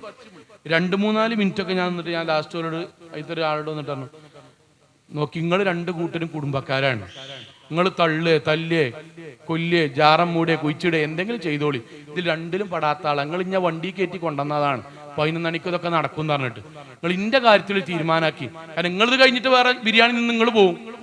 അതിലോല അതിൻ്റെ ഇടയ്ക്ക് മീറ്റിംഗ് കൂടിയിട്ട് വന്നിട്ട് പറഞ്ഞു, മൗലവി ഏതായാലും ഒരു കാര്യം ചെയ്യാം, ഞങ്ങളിങ്ങനെ പെട്ടെന്നൊരു ധാരണയ്ക്കുന്നു, നിങ്ങൾ നിക്കാഹ് ചെയ്തോളി, ഇത് പ്രസംഗിച്ചോളി, കർമ്മത്തിനൊക്കെ ഇവിടെ വേറെ ആളുണ്ട്, 3 മിനിറ്റ് കൊണ്ട് നിക്കാഹ് കുത്ത് നടത്തണം കേട്ടോ പറഞ്ഞു. ഞാൻ അൽഹംദുലില്ലാ, കാരണം ഇടങ്ങേറായി കുത്തിർക്കേനി, പ്രസംഗം കിട്ടോ നോക്കി. അങ്ങനെ ഞങ്ങൾ നിലമ്പൂരിൽ നിന്ന് വിളിച്ചോണ്ടാണല്ലോ കോഴിക്കോട് വരെ വന്ന്, ആയിക്കോട്ടെ. പക്ഷെ ഒരു പ്രശ്നമുണ്ട്, ഞാൻ എൻ്റെ ജീവിതത്തിൽ ആദ്യമായിട്ട് ഈ കാര്യം അറബിയിൽ കുത്തുബ പറയാറ്. അറബിയിലോ അല്ല, പിന്നെ ഇന്നൽഹംദുലില്ലാ അഹമ്മദ് പറയാൻ തന്നെ 1.5 മിനിറ്റ് ആണ്, വാഖിർ ദഅവാന അൽഹംദുലില്ലാ അതിനും വേണം 1.5 മിനിറ്റ്. എനിക്ക് മലയാളം പറയാൻ നേരം വേണ്ട, അവിടെ ആകെ 3 മിനിറ്റ് ആണ്. 2 മിനിറ്റ് കൊണ്ട് സാധനം പറഞ്ഞ് ഞാൻ പോയി. ഞാൻ അങ്ങനെ പോകുമ്പം ആ ഖുത്ബ കഴിഞ്ഞ് അങ്ങനെ പോകുമ്പം എനിക്ക് ഈ സദസ്സിൽ നടന്നതും ഈ സ്റ്റേജിൽ നടന്നതൊക്കെ ഓക്കെ, അത് സാരല്ല എന്ന് വെക്കാൻ എനിക്ക് കഴിയും, ഞാനായിട്ട് ബന്ധമല്ലല്ലോ. പക്ഷെ അപ്പോഴൊക്കെ എൻ്റെ മനസ്സിലൊരു ചോദ്യം ഇന്നങ്ങനെ വേട്ടയാടുണ്ടേ. ഈ അടി പറഞ്ഞ തള്ളും ഒച്ചയും കച്ചറൊക്കെ നടക്കുമ്പോഴും എൻ്റെ മനസ്സിലൊന്നും എനിക്ക് പ്രശ്നമല്ല, പക്ഷെ എനിക്കൊരു ചോദ്യം എങ്ങനെ വേട്ടയാടുണ്ടേനി. ഞാൻ ഖുത്ബ കഴിഞ്ഞ് അങ്ങനെ പോയപ്പം ഈ പെൺകുട്ടിൻ്റെ ഒപ്പല്ലേ സദസ്സിനോട് വന്നിട്ടാണ്, ഞാൻ മൗലവിനെ കൊണ്ടാക്കി വരാം, ഏതായാലും 10 വരെ മൂപ്പര് കാത്തുന്നല്ലോ, നിങ്ങൾ കുറച്ചു നേരം കാത്തേക്ക് ഞാൻ മൂപ്പരെ കൊണ്ടാക്കി വരാം. അദ്ദേഹം എന്നെങ്ങനെ എൻ്റെ ബാക്കിൽ വന്ന്, ഞാൻ കാറെടുത്ത് ഇങ്ങനെ വന്നപ്പോൾ അദ്ദേഹം ഗ്ലാസ്സും അങ്ങനെ തട്ടിയിട്ട് കൈ എന്നിട്ടാണ്, മൗലവി നിങ്ങൾ പോവുകയാണ് ചോദിച്ചു. ഞാൻ പറഞ്ഞു, ആ പോവുകയാണ്, ഭക്ഷണം കൂടി. ഞാൻ സാരില്ല, എനിക്ക് പെട്ടെന്ന് അവിടേക്ക് എത്തണം. ഇങ്ങോട്ട് പറഞ്ഞു, ഒറ്റ വാക്കിൽ അദ്ദേഹം പറഞ്ഞു, നിങ്ങൾ ഇന്നെ ശപിക്കരുത് കേട്ടോ മൗലവിയാണ്. അതൊരു ഭയങ്കര വാക്കാണ്, അതും നമ്മളെക്കാൾ മുതിർന്നൊരു മനുഷ്യൻ നമ്മളോട് ശപിക്കുക. അങ്ങനൊന്നുമില്ല, അതൊന്നും പ്രശ്നമല്ല, സാരല്ല. അദ്ദേഹം പറഞ്ഞു, അങ്ങനെയല്ല മൗലവി, 11 മണിക്ക് നിങ്ങളവിടെ കൊണ്ടുവന്നിട്ട് 12:30 വരെ നിങ്ങളവിടെ നിർത്തിച്ചു, നിങ്ങൾക്ക് പോകേ നിങ്ങൾ പോയില്ല, അതന്നെ നിങ്ങളോട് കാണിച്ച നന്ദികേടാണ്. പക്ഷെ 12:30ക്ക് വന്നിട്ട് നിങ്ങളെ മുന്നിൽ നിന്ന് ഈ തോന്നിയാസം മുഴുവൻ ചെയ്തല്ലോ. അതേ കാറിന്റെ ഡോർമ അങ്ങനെ പിടിച്ചിട്ടേ അങ്ങനെ വറക്കുക, നല്ല ആരോഗ്യമുള്ളൊരു മനുഷ്യ കേട്ടോ. അദ്ദേഹം വന്നിട്ട് പറയണേ, മൗലവി ആ സ്റ്റേജ് മറന്ന തോന്നിയാസം ഉണ്ടല്ലോ, ആ തോന്നിയാസം തീർക്കാൻ ഞാൻ ഒരൊറ്റ ആള് വിചാരിച്ചാൽ നടക്കും, ഒരൊറ്റ അടിയൻ അടിച്ചാൽ തിരിച്ചു തല്ല ഒരൊറ്റ കുട്ടിക്കിന്റെ അത്ര ആരോഗ്യമല്ല. ഇനി ഞാൻ അത്ര ധൈര്യവാനുമാണ്, അത്ര ആരോഗ്യമുണ്ട്, ഒരു കുട്ടിനെ തിരിച്ചല്ല അവിടെ കഴിയില്ല, എനിക്ക് അത്ര ഉറപ്പാണ്. എന്നിട്ട് അദ്ദേഹം തലങ്ങ താത്തി, പക്ഷെ കഴിയില്ലല്ല മൗലവി, എൻ്റെ മകള് തൂങ്ങിച്ചാവും എന്ന് പറഞ്ഞിട്ട് ഞാൻ നിർബന്ധപൂർവ്വം നടക്കണ കല്യാണാണിത്, ഞാൻ എന്താ മൗലവി ഞങ്ങൾ ഞാൻ ശപിക്കരുത് കേട്ടോ. ഞാൻ എന്നും ആലോചിക്കാണ്, വെള്ള ഷർട്ട് ധരിച്ച് ജീൻസിന്റെ പാൻറ് ഇട്ട് അദ്ദേഹം തല കുമ്പിട്ടിട്ട് ആ മനുഷ്യന്മാരെ മുന്നിൽ കൂടെ ഇങ്ങനെ തിരിച്ചു പോണ് ഞാൻ വണ്ടിയിൽ നിന്ന് കാണുന്ന ഇപ്പോൾ എൻ്റെ മനസ്സിലുണ്ട്. ഭൂമി ഒന്ന് പിളർന്നിരുന്നെങ്കിൽ താഴേക്ക് പോകാമായിരുന്നു അദ്ദേഹം ആലോചിച്ചിട്ടുണ്ടാവും. എൻ്റെ ചോദ്യത്തിന് ഉത്തരം കിട്ടി. എൻ്റെ മനസ്സിൽ എന്തെങ്കിലും സങ്കടം അറിയും. ഈ കച്ചറൊക്കെ ഉണ്ടാകുമ്പോൾ 2 കുടുംബവും തമ്മിൽ സ്റ്റേജിൽ നിന്ന് കച്ചറടുമ്പോഴേ 2ാമത്തെ വരിയിലെ ആ പെൺകുട്ടിന്റെ മുല്ലപ്പൂവും ചൂടി നിർലജ്ജം ഒരു ഉളുപ്പില്ലാതെ അവിടെ അങ്ങനെ ഇരിക്കണുണ്ട്. ഞാൻ അങ്ങനെ ആലോചിച്ച് പഠിച്ചാൽ അവള് കയറി വരണ്ടേ, ഓള് വരണ്ടേ, എന്റെ വാപ്പാന്റെ ദേഹത്ത് കയ്യച്ച എന്റെ കൂടെ ഞാൻ പോരെ, ഇറങ്ങിപ്പോടാന്ന് പറയണ്ടേ. ഇന്റെ നാട്ടിക്ക് ഇന്റെ മഹല്ലേക്ക് വന്ന് ഇന്റെ അളാപ്പാനി മൂത്താപ്പാനി ഇന്റെ ആങ്ങളമാരും തെറി വിളിച്ച് എന്റെ കൂടെ ഞാൻ അങ്ങോട്ട് കാസർഗോഡ് വരെ പോടാവിടുന്ന് പറയണ്ടേ? പറയൂല. എന്താമാരെ പറയാത്തറിയോ? എന്തേ ഒരു ബാംഗ്ലൂരിൽ പോയി ഒന്നിച്ച് ജീവിച്ചാണ്, തൂങ്ങിച്ചാവുന്നതാണ്, പിടിച്ച് കെട്ടിച്ചതാണ്. എന്തേ പ്രശ്നം? പഠിപ്പില്ലേ, അതുകൊണ്ടല്ലേ ബാംഗ്ലൂർ എത്തിയത്. ജോലിയില്ലേ, രണ്ടാളും ഒന്നിച്ച് ജോലി ചെയ്യാണ്, ജോലിയില്ലേ. എന്തേ സന്തോഷമില്ലാത്ത? മരിക്കും വരെ ആ ബാപ്പാനെ കാണും അങ്ങാടിക്കാരെന്താ പറയാ, അന്ന കച്ചറുണ്ടായി തൂങ്ങിച്ചാവും പറഞ്ഞ കെട്ടിച്ചെടുത്ത ബാപ്പാന്നല്ലേ. എന്തേ ഇല്ലാന്ന് അറിയുമാരെ വാപ്പാരെ, ദീനില്ല. നമ്മൾ തിരിച്ചു പഠിക്കണം മാരെ വാപ്പാരെ, തിരിച്ചു പഠിക്കണം. പഠനത്തിന്റെ കൂടെ ദീനുണ്ടെങ്കിലേ പഠനം സന്തോഷാകുള്ളൂ. ആരോഗ്യത്തിന്റെ കൂടെ ദീനുണ്ടാകുമ്പോഴേ ആരോഗ്യം സന്തോഷാകുള്ളൂ. വാപ്പാരെ, കൂലിപ്പണിക്ക് പോണ മകന്റെ വരുമാനത്തിന്റെ കൂടെ ദീനുണ്ടാകുമ്പോഴേ വരുമാനം ഹലാലാകുള്ളൂ. അതുകൊണ്ട് ബർക്കത്തുണ്ടാവുള്ളൂ. ഇത് തിരിച്ചാണ് പഠിച്ചു. എന്താ അറിയോ, ദീനൊക്കെ പിന്നുണ്ടായ മതി. ഇപ്പൊ തൽക്കാലം പഠിച്ചോട്ടെ, ഇപ്പൊ തൽക്കാലം ഓല് വളർന്നോട്ടെ, ഇപ്പൊ തൽക്കാലം ആഘോഷങ്ങൾ പങ്കെടുത്തോട്ടെ, ഇപ്പൊ തൽക്കാലം ഓലെങ്ങനെയൊക്കെ ആയിക്കോട്ടെ. ഇപ്പൊ എന്തായി അറിയോ, 10ാം ക്ലാസ്സിൽ വെച്ച് പിടിക്കാൻ നോക്കണ്, കിട്ടണില്ല. +2 വെച്ച് പിടിക്കാൻ നോക്കണ്, കിട്ടണില്ല. ഞാൻ ബോധപൂർവം പറയണമാരെ വാപ്പാരെ, കുടുംബ സംഗമങ്ങൾ കൊണ്ട് കേരള നേതൃത്വത്തിൽ മുജാഹിദ് ഉദ്ദേശിച്ച് ഈ ശാഖയിൽ ഒരു പരിപാടി നടന്നു എന്ന് സ്ഥാപിക്കാനല്ലോ. നിലവിലുള്ള സാഹചര്യം നമ്മുടെ ക്ലാസ്സുകൾ കൊണ്ട് മാറ്റം ഉണ്ടാകണം. ഒന്നാമത്തെ മാറ്റം എന്താ അറിയോ? വീട്ടിലേക്ക് ദീൻ, പ്രത്യേകിച്ച് മക്കളിലേക്ക് ദീൻ എത്തിച്ചാലേ വീട്ടിൽ സന്തോഷം ഉണ്ടാകുള്ളൂ എന്ന തിരിച്ചറിവ് നമുക്ക് ഉണ്ടാകണം. അതുണ്ടായി കഴിഞ്ഞാൽ പിന്നെ നിലവിലുള്ള മക്കളെയും പേരക്കുട്ടികളെയും ദീനിയായി വളർത്താനുള്ള ശ്രമം ബോധപൂർവ്വം ഉണ്ടാകണം. അല്ലെങ്കിൽ മാറ്റം ഉണ്ടാവില്ല. സംഭവിക്കണം എന്താ അറിയോ? ഇപ്പൊ കഴിഞ്ഞൊരു 2-3 കൊല്ലമായിട്ട് ഞാൻ ക്ലാസ്സിന് പോകുന്നോണ്ട് പറയണം, ഇപ്പൊ സംഭവിക്കണം എന്താ വെച്ചാല്, കുട്ടികളെ ദീനിയായിട്ട് ഒരു സ്റ്റേജ് വരെ, പ്രായപൂർത്തിയാണത് വരെ വളർത്തൂല. ഞാൻ പറഞ്ഞ വളർത്തൂല, എനിക്കറിയാം വളർത്തൂല. മഫ്തട്ട പേരിലും വളർത്തൂല, ജുമാക്കൊന്നും പറയില്ല. ഓലെ വിദ്യാഭ്യാസപരമായി വളർത്തും, ഉഷാറാണ്, വളർത്തുമാണ്, ഒരു സംശയമല്ല. ഞാൻ അധ്യാപനാണ്, നന്നായി പഠിപ്പിക്കണം എന്നുള്ള വാദക്കാരനാണ്. പക്ഷെ വിഷയം അതല്ല, ദീനിയായി വളർത്തൂല. പിന്നെ എപ്പോഴാ പോലെ ദീന് നോക്കറിയോ? കുട്ടികൾ പിഴച്ചു തുടങ്ങുമ്പോൾ ദീനിനെ പറ്റി ആലോചിക്കും. അതാണ് സംഭവിക്കുന്നത്. കഴിഞ്ഞൊരു 5 കൊല്ലം ഇങ്ങനെയാണ്. ഇപ്പൊ ഇവിടെ വെക്കേഷനിൽ, ഉദാഹരണം ഇപ്പൊ വെക്കേഷനിൽ കുട്ടികൾക്ക് വേണ്ടിയിട്ട്, പെൺകുട്ടികൾക്ക് വേണ്ടി 2 ഹാഫ് ഡേ ഒരു ക്യാമ്പ് വെച്ച് നെതികൊളി. നമ്മളെ കുട്ടികൾ മുഴുവൻ മഹല്ല് കമ്മിറ്റിക്കാരും പെൺകുട്ടികളും ആൺകുട്ടികളൊക്കെ വീടാന്തരം നോട്ടീസ് കൊടുത്ത് നമ്മളെ മക്കളെ വിളിച്ചു. നമ്മളെ മക്കള് ദീനിയാകാൻ വേണ്ടി ഓല് അധ്വാനിച്ചു. നമ്മളെ കുട്ടികൾ ദീനിയാകാൻ വേണ്ടി ഓല് പരി കൂടെ വന്നു. നമ്മൾ ആലോചിക്കണം ഗതികേട്. ആയിക്കോട്ടെ, ഓല് ദഅ്വാ പ്രവർത്തനാണ്, വന്നു. എന്താ നമ്മളെ മറുപടി? ഇമ്മാരെ വാപ്പരങ്ങൾ പറഞ്ഞു, എന്താ മറുപടി? മൗലവി ഓൽക്ക് താല്പര്യമല്ല, മൗലവി ഞങ്ങൾ ടൂർ പ്ലാൻ ചെയ്താണ്, മൗലവി അങ്ങനത്തേനൊന്നും ഓൽക്ക് ഇഷ്ടമല്ല, മൗലവി എന്താണെന്നറിയില്ല, ഓല് ഇവിടെ വന്നിട്ട് പരാതി അറിയാണ്. ശരി, ഫ്രീ ആയിട്ട് അള്ളാനെ പറ്റിയും പരലോകത്തെ പറ്റിയും നിസ്കാരത്തെ പറ്റിയും അവനവന്റെ വിശുദ്ധിയെ പറ്റിയും ഒക്കെ ബാപ്പാൻ ഇമ്മാനൊക്കെ പറ്റി പറയണ 2 ദിവസത്തെ 3 മണിക്കൂറിന്റെ 1.5 മണിക്കൂറിന്റെ ക്ലാസ്സിന് നമ്മുടെ മക്കളെ വിളിച്ചാൽ നമ്മൾ പറയുന്ന മറുപടി, രക്ഷിതാക്കളായി നമ്മൾ പറയുന്ന മറുപടിയാണ്, നേരല്ല, താല്പര്യമല്ല, വേറെ പ്ലാൻ ചെയ്തു, കല്യാണം ഉണ്ട്, നിക്കാഹ് ഉണ്ട്, സൽക്കാരുണ്ട്, ഓക്കെ. ഇതേമാരും ബാപ്പാരും വരും. എപ്പൊന്നറിയോ? ആ കുട്ടിനെ സ്കൂളിൽ നിന്ന്, ക്യാമ്പസിൽ നിന്ന് അവിഹിത ബന്ധത്തിന് പിടിച്ചിട്ട് നാട്ടിൽ മാനക്കേട് ഉണ്ടാക്കി അപ്പം മൗലവിന്റെ അടുത്ത് വരും. എന്നിട്ട് മൗലവി, എവിടെയെങ്കിലും ഇസ്ലാമികമായ വല്ല ക്യാമ്പുണ്ടോ? വയനാട്ടിലാണെങ്കിലും പ്രശ്നമല്ല, തൃശ്ശൂരിലാണെങ്കിലും പ്രശ്നമല്ല, അത് 5000 ആണെങ്കിലും 7000 ആണെങ്കിലും ഫീസ് നമുക്ക് പ്രശ്നമില്ല. ഒരു 4-5 ദിവസം കൊണ്ട് അവൾക്ക് പക്ക ദീന് കൊടുക്കണം. അപ്പൊ ഇതുവരെ എന്താ പണി അറിയോ? ഞാനും എന്റെ കുടുംബവും പിഴക്കൂലെന്ന് ശൈത്താൻ ബോധിപ്പിച്ചെന്നു. അയിമ നിന്നു. നബിക്ക് തോന്നിയില്ലട്ടോ. നബി സ്വന്തം മകളെ വിളിച്ചു, എന്റെ കല്ലിന്റെ കഷ്ടമായ മോളെ ഫാത്തിമ. ഏത് നബി അറിയോ? മസ്ജിദ് നബവിന്റെ ചാരത്ത് ജീവിക്കുന്ന നബി, വഹിയിറങ്ങണ വീട്ടിൽ ജീവിക്കുന്ന നബി, ഹറാമിന്റെ ഒരു അംശം വീട്ടിലില്ലാത്ത നബി, ഹറാമിന്റെ ഒരു അംശം ജീവിതത്തിൽ വരുമാനം ഉപയോഗിക്കാത്തോണ്ട് മക്കൾക്ക് കൊടുക്കാത്ത നബി, സഹാബാക്കളുടെ നടുവിൽ ജീവിക്കുന്ന നബി, സഹാബി വനിതകളുടെ കൂടെ ജീവിക്കുന്ന ഫാത്തിമ ബീവിനോട് നബി പറയാൻ, ഫാത്തിമ, എന്റെ കല്ലിനഘട്ടമായ മോളെ ഫാത്തിമ, സെലിനി, എന്റെ പ്രിയപ്പെട്ട മോളെ ഫാത്തിമ, അൻഖിരി നഫ്സിക മിനന്നാർ, മോളെ അള്ളാഹു അനുവദിച്ചതും വാപ്പാനെ കൊണ്ട് കഴിഞ്ഞതുമായ എന്ത് കാര്യം ദുനിയാവിൽ ചോദിച്ചോ വാപ്പ വാങ്ങിത്തരാം. പക്ഷെ രണ്ടാമത്തെ ഒരു കാര്യമുണ്ട്, അൻഖിരി നഫ്സിക മിനന്നാർ, മോളെ നരകത്ത് നിന്ന് രക്ഷപ്പെടാനുള്ള കാര്യം എന്റെ കുട്ടി ചെയ്യണട്ടോ, വാപ്പ പഠിപ്പിച്ചെന്നെ ചെയ്യണട്ടോ. നമ്മളെ നബിക്ക് തോന്നിക്കണ്, നബി നമ്മളെ പഠിപ്പിക്കാൻ. മൗലവി ആണെങ്കിലും തറവാട്ട് പറഞ്ഞതാണെങ്കിലും ഡോക്ടർ ആണെങ്കിലും +2 ആണെങ്കിലും A+ ആണെങ്കിലും ഇത് താഴെയാണെങ്കിലും നമ്മളെ കുട്ടികളും സാഹചര്യങ്ങൾ കൊണ്ട് തെറ്റാം. അതുകൊണ്ട് ദീൻ തുടക്കം മുതൽ അവർക്ക് കൊടുക്കണം, പിഴച്ചു പോയതിനു ശേഷമല്ല.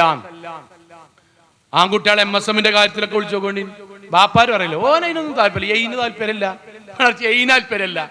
ഈ അയിന് താല്പര്യമില്ല പറഞ്ഞത് എന്താ? കോൺഗ്രസ് ലീഗുക അയിന് താല്പര്യമില്ല പറഞ്ഞ അയിനാണ്. ഉമ്മാരെ ഓൽക്ക് അതിന് താല്പര്യം, അയിന് താല്പര്യമില്ല, സ്വർഗത്തിന് താല്പര്യമില്ല, പിന്നെ പരലോകം കേൾക്കാൻ താല്പര്യമില്ല, പിന്നെ ഖുർആൻ വായിക്കാൻ നേരം താല്പര്യമില്ല, ഹദീസ് വായിക്കാൻ നേരമില്ല, ഓണാഘോഷത്തിന് അത് താല്പര്യമുണ്ട്. മൗലവി സെറ്റ് സാരിയൊക്കെ എടുത്താണ്ട് ഇങ്ങോട്ടോ ഹെലികോപ്റ്ററിൽ നിന്ന് മാവേലിനെ ഇറക്കുക, ഇങ്ങോട്ട് അതിന് പൈസ, പോത്തിന്റെ മുകളിൽ കയറുക, ഇങ്ങോട്ട് അതിന്റെ പൈസ, പിന്നെ റോയൽ എൻഫീൽഡ് ബുള്ളറ്റ്. നമ്മളെ ചങ്ങായി ഇന്ന് പോലീസ് സ്റ്റേഷനിൽ ഇറങ്ങിയിട്ടുള്ളൂ. ഓന്റെ 5 പോയിന്റ് വണ്ടി വാപ്പാണ്ട് വയ്ക്കാതെ റൗണ്ട് ചെയ്തതാണ്, പാലത്തുമ്പോ പോയി കുത്തി. അതിന് താല്പര്യമുണ്ട്. നമ്മളെ ഒരു താല്പര്യമില്ല എന്ന് പറയാനുള്ള, അങ്ങനെ പറയരുത് എന്നുള്ള ബോധമെങ്കിലും നമുക്ക് വേണ്ടേ? ഓൾക്ക് താല്പര്യമില്ല, ഇന്റെ കുട്ടിക്ക് താല്പര്യമില്ല. എന്തിന് താല്പര്യമില്ല? അള്ളാനെ കുറിച്ചും ദീനിനെ കുറിച്ചും സ്വർഗത്തെ കുറിച്ചും നിസ്കാരത്തെ കുറിച്ചും വലത് കൈയിലും ഇടത് കൈയിലും രേഖകൾ ലഭിക്കുന്ന കുറിച്ച് കേൾക്കാൻ താല്പര്യമില്ല എന്ന് പറയാതിരിക്കണം എന്നുള്ള ബോധമെങ്കിലും നമുക്ക് വേണ്ടേ? പിന്നെ എന്തിനാ കൂട്ടരെ താല്പര്യം? അതിനെപ്പറ്റി തന്നെ അള്ളാഹ് പറഞ്ഞ ഹുബ്ബുദ്ദുനിയാ വകറാഹിയത്തുൽ മൗത്ത്, ദുനിയാവിനോട് ഇഷ്ടം, പരലോകത്തെക്കുറിച്ചും മരണത്തെക്കുറിച്ചും കേൾക്കാനും ആലോചിക്കാനും വെറുപ്പ്. ഇതെന്തിനെ പറ്റിയിട്ടാണ് നബി പറഞ്ഞറിയോ? ഓരോ സമുദായവും നശിക്കുവാൻ ഓരോരോ കാരണങ്ങളാണ്. ശരിക്ക് കേൾക്കാൻ ഞാൻ അടക്കട്ടോ. എന്റെ സമുദായം, മുഹമ്മദ് നബിയുടെ സമുദായം നശിക്കാൻ തുടങ്ങുക ഇവിടം മുതലാണ്. നബിയെ എവിടം മുതൽ? നബി പറയാൻ ഹുബ്ബുദ്ദുനിയാ, ദുനിയാവിന്റെ ആഘോഷങ്ങളും ആനന്ദങ്ങളോടും ഇഷ്ടം, വകറാഹിയത്തുൽ മൗത്ത്, പരലോക വിഷയത്തോട് വെറുപ്പ്. ഇനി ബാക്കിയാണ് എഴുതിക്കോളി. എന്തോണ്ടാ കൊലപാതകം, എന്തോണ്ടാ ഒളിച്ചോട്ടം? നമ്മളെ പരിയിന്ന് ഇത് തുടക്കം മുതൽ നമ്മൾ വേർതിരിച്ച് മനസ്സിലാക്കി കൊടുക്കണം. എടാ ഗ്രൗണ്ടിൽ പോയി ചോളിയും കളിച്ചോളിയും ഒരു പ്രശ്നമല്ല. ഇസ്ലാം അനുവദിച്ച ആഘോഷങ്ങൾ പങ്കെടുത്തോളൂ, ഒരു പ്രശ്നമല്ല. ചങ്ങായിമാരപ്പം ടൂർ പോയിക്കോളിയും, ബാപ്പാന്റിമാന്റെ അനുവാദത്തിൽ ലൈസൻസ് ഒക്കെ പോയിക്കോളി, അള്ളാഹ് അനുവദിച്ച മാർഗത്തിൽ, ഒരു പ്രശ്നമല്ല. എന്നാൽ അള്ളാഹ് നിരോധിച്ച ഈ മാർഗത്ത് പോരുത്. എന്താ അറിയോ? ആദ്യം തന്നെ എല്ലായിടത്തും നമ്മൾ ഹലാലും ഹറാമും നോക്കാതെ വിടും. 10ാം ക്ലാസ്സിന് പിഴച്ചതിന് ശേഷമോ അവിഹിതങ്ങളിൽ പെട്ടതിന് ശേഷമോ ഏതെങ്കിലും ചെക്കന്മാരൊപ്പം തോന്നിയാസപ്പെട്ട് ലഹരിന്റെ ഭാഗമായി എന്ന് മനസ്സിലായതിനു ശേഷമോ പിന്നെ പോലെ റൂമിലിട്ട് പൂട്ടിയിട്ടോ ചവിട്ടിയിട്ടോ കാര്യമില്ല. കാരണം ദീനാണെങ്കിൽ ബാപ്പിമ്മിൻ തുടക്കം മുതൽ അവർ എന്നെ പരിശീലിപ്പിക്കുമായിരുന്നു എന്നവർക്ക് ബോധ്യം ഉണ്ടാകും. ഞാൻ എന്റെ ഭാഗം 1ാമത്തെ ഭാഗം അവിടെ അവസാനിപ്പിക്കുകയാണ്. നമ്മുടെ മക്കളെ ദീന് കേൾക്കാനും പഠിപ്പിക്കാനും വിടണം. രക്ഷിതാക്കളെ വെക്കേഷനാണ്, നമ്മളെ മക്കളെ ജമാഅത്തിന് കൊണ്ടുപോകണം. വാപ്പാട് വരാണ് ജമാഅത്തിന്മാരെ, വാപ്പാരുമാരും ജമാഅത്തിന് കൊണ്ടുപോയിട്ട് മക്കൾ വലുതായിക്കണമെങ്കിൽ ഓലെ കിട്ടൂലെങ്കിൽ പേരക്കുട്ടികളെ പരിശീലിപ്പിച്ചോൽക്കേ കിട്ടുള്ളൂ കേട്ടോ, പ്രാർത്ഥിച്ചോൽക്ക് കിട്ടൂല. ആവർത്തിച്ച് പറയാൻ, പ്രാർത്ഥിച്ചവർക്ക് മാത്രം കിട്ടൂല, പ്രാർത്ഥിച്ച് പരിശീലിപ്പിക്കുന്നവർക്കേ കിട്ടുള്ളൂ. പ്രാർത്ഥിച്ച് പരിശീലിപ്പിക്കുന്നവർക്ക്. എന്റെ കുട്ടി നിസ്കരിക്കണ കുട്ടിയാകണമെങ്കിൽ ഓനെ ഞാൻ ജീവിച്ചിരിക്കണ കാലഘട്ടത്തിൽ പള്ളിക്ക് കൊണ്ടുപോകണം. അതിന് ഇമ്മാരെന്ത് ചെയ്യണം അറിയോ? മോനെ ളുഹർ വാങ്ക് കൊടുത്തു വാപ്പാന്റെ ഒപ്പം പോ എന്ന് പറയണം. ഉമ്മയാകണം. സുബൈക്ക് വാപ്പ വെക്കേഷനാണ്, ഞാൻ വീണ്ടും പറയാൻ, വാപ്പ വിളിച്ചാണ്ട് കൊണ്ടുപോകും. നാളെ വാപ്പ വിളിക്കുമ്പോൾ ഉമ്മ വിളിച്ചാണ്ട് മോനെ വാപ്പാന്റെ പോയിക്കോ, വെക്കേഷനിലെ നിസ്കാരം കഴിഞ്ഞ് ഒന്ന് ഉറങ്ങിക്കോ, എന്നാലും പോയിക്കോ എന്ന് പറയണം. അതിന് പകരം ഓപ്പ വന്ന് കടന്നിട്ടുള്ളൂ, ഉമ്മാന്റെ വക തള്ളു, അല്ലെങ്കിൽ തന്നെ കടക്കാൻ നിൽക്കുക. അങ്ങടെ ഇടയ്ക്ക് ഓപ്പ വന്ന് കടന്നിട്ടുള്ളൂ, നിങ്ങൾ എന്തിനാണ് വിളിച്ചിട്ട് ഇടങ്ങേറാക്കണേ? പിന്നെ ഓലെയൊക്കെ നമ്മൾക്ക് അള്ളാഹ് നമ്മളെ പെണ്ണുങ്ങളെയൊക്കെ നമ്മക്കെതിരെ കൊടുത്തൊരു സാൻഡ എന്താ അറിയോ? നിങ്ങളിപ്പോ എന്നാ അതൊക്കെ തുടങ്ങിയെന്ന് എനിക്കറിയില്ലേ? അങ്ങനത്തെ ഒരു വാചകം ദുനിയാവിലും ഉണ്ടാന്നൊക്കെ എഴുതിട്ടോ. അങ്ങനെ പറയാൻ പാടില്ല ഇസ്ലാമിൽ. എന്നാ കുട്ടിയാക്കൊക്കെ പറയാലോ വാപ്പാണ്ട് നിങ്ങളെ പറ്റി എനിക്ക് ശരിക്കും അറിയാം. നിങ്ങൾ 42ാം വയസ്സിലായിരുന്നു നിസ്കാരം തുടങ്ങി, എന്ത് വാപ്പ ഞങ്ങൾ അത് ചോദിക്കാൻ പറ്റും മക്കള്? ഇല്ല. ഉമർ റളിയല്ലാഹു അൻഹു അങ്ങനെ ദീനിയായിട്ട് ജീവിക്കും പെണ്ണുങ്ങള്. ചന്തയിൽ കൂടെ ആൾക്കാരെ എന്താ കയ്യും കാലും വെട്ടി നടന്ന തോന്നിയാസല്ലേ നിങ്ങൾ മിഞ്ഞാന്ന് നന്നായിട്ട് പഞ്ഞ് ഉപദേശിക്കുക, അങ്ങനെ പറയാൻ പറ്റുമോ? ഇസ്ലാമിൽ ഒരാൾ നന്നായാൽ അതിന്റെ മുന്നത്ത് അള്ളാഹ് പുറത്തെടുക്കും. നമ്മുടെ മനസ്സിൽ അതിനോട് അഭിമാനം ഉണ്ടാണ്ടിയേ. ഇന്റെ കാക്ക 35ാം വയസ്സിലെ നിസ്കാരം ശരി, 35 വയസ്സ് വരെയുള്ളത് അള്ളാഹ് പുണ്യമാക്കുന്നതാണ്. യുബദ്ദിലുല്ലാഹു സയ്യിആതിഹിം ഹസന. തൗബ ചെയ്ത് നന്നായാൽ അതുവരെ ചെയ്ത തിന്മകളെ നന്മ ചെയ്തതായി അള്ളാഹു രേഖപ്പെടുത്തുന്നതാണ്. ഉമ്മാരെ വീട്ടിൽ ബാപ്പാരെ മക്കളെ പള്ളിക്ക് കൊണ്ടുപോകുക, വീട്ടിൽ ഖുർആൻ പാരായണം ബാപ്പാന്റിമാന്റെ നേതൃത്വത്തിൽ നടപ്പിലാക്കുക. ഒരു ദിവസം ഒരു പേജെങ്കിലും വെള്ളിയാഴ്ച മക്കളോട് പറയാം, മക്കളെ 10 പ്രവാചകന്റെ പേരിൽ സ്വലാത്തലുണ്ട്, ഒന്ന് പ്രത്യേകമായിട്ട് ചൊല്ലിന് പുണ്യാണെന്ന് പറയാം. വെള്ളിയാഴ്ച ഓതുമ്പം എടാ ഒരു പേജെങ്കിലും സൂറത്ത് കഹ്ഫ് ഓതനട്ടോ. ആ മക്കൾക്ക് സോങ്ങളെ മരിച്ചു കഴിഞ്ഞാലും ആ ബാപ്പ ഇന്നും പഠിപ്പിച്ചു കൊടുത്ത സംഗതി മനസ്സിലുണ്ടാവും. ഞാൻ ഇന്നും ആലോചിക്കാൻ, ഞാൻ ഖുത്ബ മഹല്ലിലെ ഒട്ടുമിക്ക ആൾക്കാരും, കുറെ ആൾക്കാരുണ്ടെങ്കിൽ ഒട്ടുമിക്ക ആൾക്കാരും എനിക്ക് അറിയും. അങ്ങനെ പേരറിയില്ലെങ്കിലും കാഴ്ചയിൽ അറിയും. പതിവിന് ഞാൻ അങ്ങനെ സ്ഥിരമായിട്ട് കാണാത്ത ഒരാൾ, ഒരു ചെറുപ്പക്കാരൻ, ഓനങ്ങനെ കണ്ടു, സ്ഥിരമായിട്ട് ഒരു 2-3 വെള്ളിയാഴ്ച കണ്ടു.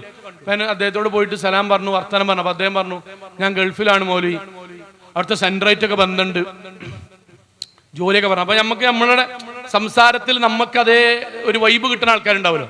അപ്പൊ അതാണ് മനസ്സിലാക്കിയപ്പോൾ അദ്ദേഹം പറഞ്ഞു 2-3 മാസം ഞാൻ ഇവിടെ ഉണ്ടാവും. അദ്ദേഹം ഒരു സംസാരത്തിന്റെ അദ്ദേഹം പറഞ്ഞു, ഞാൻ 10ാം ക്ലാസ് കഴിഞ്ഞിട്ട് ബാംഗ്ലൂരിലാണ് പോയത്. 10ാം ക്ലാസ് കഴിഞ്ഞിട്ടാട്ടോ. അന്ന് വാട്സപ്പില്ല, കത്താണ്, കാർഡിലാണ് വാപ്പ എഴുതുക. ബാപ്പ മാസത്തിലൊരു കത്ത് എഴുതും, ബാപ്പി മീകാട് എഴുതുക. അതിൽ ബാപ്പ എഴുതും, മോനെ ബാംഗ്ലൂരാണ് എന്റെ കുട്ടി, ബാപ്പിമ്മീൻ കാണാത്ത സ്ഥലത്താണ്, അബദ്ധങ്ങളും പോരായ്മകളും വന്നേക്കാം, സാരല്ല, പക്ഷെ നിസ്കാരം എന്റെ കുട്ടി ഒഴിവാക്കരുത് കേട്ടോ. എന്റെ വാപ്പാൻ 1ാമത്തെ കത്തേനി മൗലവിയത്. 2ാമത്തെ മാസം വാപ്പാന്റെ കത്ത്, മോനെ നിസ്കാരം ഒഴിവാകരുതെന്ന് പറഞ്ഞാൽ സുബഹി ഒഴിവായാലും നിസ്കാരം പൂർണ്ണമായി ഒഴിവായിട്ടോ ഒരു വക്ത് പോലും പോകരുതിട്ടോ. ചിലപ്പോൾ ഒഴിവായാൽ ബാപ്പാക്ക് അറിഞ്ഞോളന്നില്ല, പക്ഷെ ബാപ്പാന്റെ തൃപ്തി ഉണ്ടാവില്ല കേട്ടോ. അദ്ദേഹം പറഞ്ഞ വാക്കെന്തറിയോ? മൗലവി, എനിക്ക് ദീൻ അത്രയൊന്നും അറിയില്ല, ഞാൻ 10ാം ക്ലാസ് കഴിഞ്ഞ് പോയതല്ലേ. ഇന്റെ കൂട്ടത്തിൽ പഠിക്കുന്ന ആൾക്കാരൊക്കെ അവിടുത്തെ തണുത്ത സമയത്ത് പലരും ഉറങ്ങുമ്പോൾ ഞാൻ സുബൈക്ക് എഴുന്നേക്കും. തണുപ്പാണ്, എനിക്ക് ടൈമും ചെയ്താൽ മതി തണുപ്പാണെങ്കിൽ. പക്ഷെ എനിക്കറിയില്ലല്ലോ, ഞാൻ ഒന്നുണ്ടാക്കിയിട്ടേ കമ്പിളിപ്പുതപ്പ് ദേഹത്ത് ഇങ്ങനെ പുതച്ചിട്ട് വിറച്ച് നിസ്കരിക്കും. അള്ളാഹ്ക്ക് വേണ്ടിയിട്ടല്ല മൗലവി, ഞാൻ സത്യം പറയാൻ, എന്റെ വാപ്പാക്കും വേണ്ടിയിട്ടാണ്. ഗ്രൗണ്ടിൽ എല്ലാവരും കളിക്കുമ്പോൾ ഞാനും കളിക്കും. മാരിബാൻ കൊടുക്കുമ്പോൾ ആരും നിസ്കരിക്കില്ല. ഞാൻ തോർത്തുമുണ്ട് സൈഡിൽ വിരിച്ച് നിസ്കരിക്കും. ഞാൻ ഉറപ്പിച്ച് പറയാം മൗലി, അള്ളാഹ്ക്ക് വേണ്ടി അല്ല ഞാൻ നിസ്കരിച്ചു, എന്റെ വാപ്പാക്ക് വേണ്ടിയാ. കാരണം എന്റെ വാപ്പ എഴുതുന്ന കത്തിൽ ബാംഗ്ലൂരിൽ നിന്ന് വരുമ്പം ഇന്നാലിന്ന സാധനം കൊണ്ടുവരണമെന്നോ, മോനെ ഇന്ന സാധനം അവിടെ ലാഭത്തിന് കിട്ടിച്ചു പോകുമ്പോൾ മറക്കരുതോ, ഒന്നും എന്റെ വാപ്പയും പറഞ്ഞിട്ടില്ല. ആകെ പറഞ്ഞു, എന്റെ കുട്ടി ബാപ്പിമ്മയും കണ്ടിട്ടില്ലെങ്കിലും അള്ളാന്റെ ദീൻ ഒഴിവാക്കരുത്, നിസ്കാരം ഒഴിവാക്കരുതെന്നാണ്. നിങ്ങളുടെ അദ്ദേഹം വാക്കുന്നത്. ഇന്ന് എനിക്ക് 3 കുട്ടിയും പെണ്ണുങ്ങളുണ്ട്, ഗൾഫിലാണ്. ഞാൻ നിസ്കാരം കഴിഞ്ഞ് എല്ലാവർക്കും വേണ്ടി പ്രാർത്ഥിക്കും. ഇനി അഥവാ മൗലവി പെട്ടെന്ന് നിസ്കാരം കഴിഞ്ഞ് പോകേണ്ട ചില സമയം ഉണ്ടാവും, ഒന്നും പ്രാർത്ഥിക്കാൻ സമയമില്ലാത്ത, വണ്ടിയിൽ നിന്ന് പ്രാർത്ഥിക്കണ്ടേ, അപ്പോഴും ഞാൻ ആദ്യം പ്രാർത്ഥിക്കുക എനിക്ക് വേണ്ടിയിട്ടല്ല, പടച്ചോൻ എന്റെ വാപ്പാക്കും ഉമ്മാക്കും സ്വർഗം നൽകണേ. കാരണം ഞാൻ ഇങ്ങനെ പ്രാർത്ഥിക്കാനും നിസ്കരിക്കാനും ദീനിയാകാനും സെന്ററായിട്ട് ബന്ധപ്പെടാൻ അന്ന് വാപ്പ എനിക്ക് നൽകിയ, ആരും കാണാത്തപ്പോൾ വാപ്പ എഴുതിയ കത്താണ്. ഇതാണ് സത്യത്തിൽ ദീൻ എന്ന് പറഞ്ഞാൽ. നമുക്ക് അനുഭവിക്കാൻ കഴിയണം. അത് അനുഭവിക്കാൻ നമ്മളെ വീട്ടിൽ ദീൻ കൊണ്ടുവരണം. വാപ്പാരുമാരും ബോധപൂർവം കൊണ്ടുവരണം. സുബൈക്ക് നമ്മളെ വീട് എഴുന്നേറ്റേ പറ്റൂ. അപ്പോഴേ അള്ളാനെ പരിഗണിച്ച വീടാവുള്ളൂ, അവിടെ അള്ള ബർക്കത്ത് തരുള്ളൂ. നിസ്കാരം ഒഴിവാക്കാത്ത വീടാക്കി വാപ്പാരുമാരും ശ്രദ്ധിക്കണം, അവിടെ അള്ളാന്റെ ബർക്കത്ത് അള്ള തരുള്ളൂ, അപ്പോഴേ വീട്ടിൽ സന്തോഷം ഉണ്ടാകുള്ളൂ. ഒരു ദിവസം ഒരു പേജെങ്കിലും ഓതുന്ന വീട്ടുകാരാക്കി നമ്മളെ മക്കളെയും പേരക്കുട്ടികളെയും മാറ്റണം, അവിടെ അള്ളാഹുവിന്റെ ബർക്കത്ത് ഉണ്ടാകുള്ളൂ. നേരത്തെ പറഞ്ഞ പോലെ വെള്ളിയാഴ്ച പ്രത്യേകമായി സൂറത്ത് ഓദിപ്പിക്കാനും 10 സ്വലാത്തെങ്കിലും പ്രവാചകന്റെ പേരിൽ ചൊല്ലിപ്പിക്കാനും ബാപ്പാരുമാരും മക്കളോട് പ്രേരിപ്പിക്കണം. നമ്മൾ ചൊല്ലിയിട്ട് അപ്പളാ വീട്ടിൽ അള്ളാന്റെ ബർക്കത്ത് ഉണ്ടാവുള്ളൂ. അതോടൊപ്പം ദമ്പതിമാരായ നമ്മൾ ഓരോരുത്തരും അറിയാൻ, സഹോദരങ്ങളെ, ഒരു കാര്യം അറിയാം, പുതിയ തലമുറയിലെ മക്കൾ കല്യാണത്തിനൊക്കെ എതിരാണ്. അതിനൊരു പ്രധാനപ്പെട്ട കാരണങ്ങൾ 2-3 കാരണമുണ്ട്. ഒന്ന്, ഫെമിനിസ്റ്റ് ചിന്താഗതി. അതേ നമുക്ക് തൽക്കാലം നിൽക്കുക, പിന്നെ പറയാം, ഓല് മാത്രമുള്ള സദസ്സ് പറയാം. രണ്ടാമത്തേത്, നമ്മളെ കുടുംബജീവിതം കണ്ടിട്ട് അവർക്ക് കുടുംബജീവിതത്തിൽ സന്തോഷം അല്ല ലഭിക്കുന്നത് എന്ന് പലപ്പോഴും തോന്നുകയാണ്. ഞാൻ ആക്ഷേപമായിട്ട് പറയില്ല, മാറ്റം ഉണ്ടാകണം. നമ്മളെ ക്ലാസ് കൊണ്ട് മാറ്റം ഉണ്ടാകണം. ഒരു ഉമ്മ ആവർത്തിച്ച് പരാതി പറഞ്ഞു, എന്റെ കുട്ടി കല്യാണത്തിന് സമ്മതിക്കില്ല, ഞങ്ങളൊന്ന് സംസാരിക്കണം. അപ്പൊ ഞാൻ പറഞ്ഞു, സ്കൂൾക്ക് കൊണ്ടുവരണമെങ്കിൽ പ്രോഗ്രാം ഉണ്ട്, എൻ്റെ ഇടയ്ക്കൊരു സ്കൂൾക്ക് കൊണ്ടുവരണമെങ്കിൽ ഞാൻ സംസാരിക്കാം, ആയിക്കോട്ടെ. അല്ല, ആ കുട്ടി നല്ല കുട്ടി, ഞാൻ പഠിപ്പിച്ച കുട്ടിയാണ്, 10ാം ക്ലാസ്സിൽ പഠിച്ച നല്ല കുട്ടി, ഒരു കോളേജിൽ പഠിക്കുകയാണ്. ഞാൻ വന്നിട്ട്, മോളെ എനിക്ക് പേരെന്നറിയില്ലോ, ഞാൻ എന്നെ പഠിപ്പിച്ചില്ലേ? ആ പഠിപ്പിച്ചിരുന്നു മാഷെ, ഞങ്ങളായതുകൊണ്ടാ വന്നത് പറഞ്ഞേക്കൂടെ, ഞാൻ ഇരിക്കാൻ പറഞ്ഞു. എന്റെ ഉമ്മ അങ്ങനെ കല്യാണത്തിന് പറഞ്ഞിട്ട് എന്തേ പ്രശ്നം? അതിലോളന്നിട്ട് പറഞ്ഞു, എനിക്കൊരു കുഴപ്പമില്ല പോലെ, നിങ്ങൾ കരുതുന്ന എനിക്ക് വേറെ എന്തെങ്കിലും ബന്ധമുണ്ടോ, അങ്ങനെ അത് നീട്ടിക്കൊണ്ടുപോകാൻ അങ്ങനെ ഒരു സംഗതി ഇല്ല. പിന്നെ എന്താ ഈ പ്രശ്നം? അതിന് വന്നിട്ട് പറഞ്ഞാക്കെന്തറിയോ, ഞാന് ഇമ്മ എന്നോട് പറഞ്ഞപ്പം ഞാൻ ഉമ്മാനോട് പറഞ്ഞ അതേ കാര്യം ഞങ്ങളോട് വന്ന് പറയാം. ഉമ്മ, ഞാൻ അമ്മാനോട് പറഞ്ഞു, ഉമ്മ ഞാൻ എന്തിനാ കല്യാണം കഴിക്കണേ? അതിന് പറഞ്ഞ, അല്ല നമ്മള് മുസ്ലിമീങ്ങള് അങ്ങോട്ടും ഇങ്ങോട്ട് സമാധാന സന്തോഷ. ഇമ്മങ്ങളും ബാപ്പയും എന്റെ മുന്നിൽ ജീവിക്കാൻ തുടങ്ങിയിട്ട് 10-15 കൊല്ലേക്കാണ്. കച്ചറി അടിയും പ്രശ്നമില്ലാത്തൊരു ദിവസം ഇവിടെ പരിയിലില്ല, എന്നും ഈ പ്രശ്നമാണ്.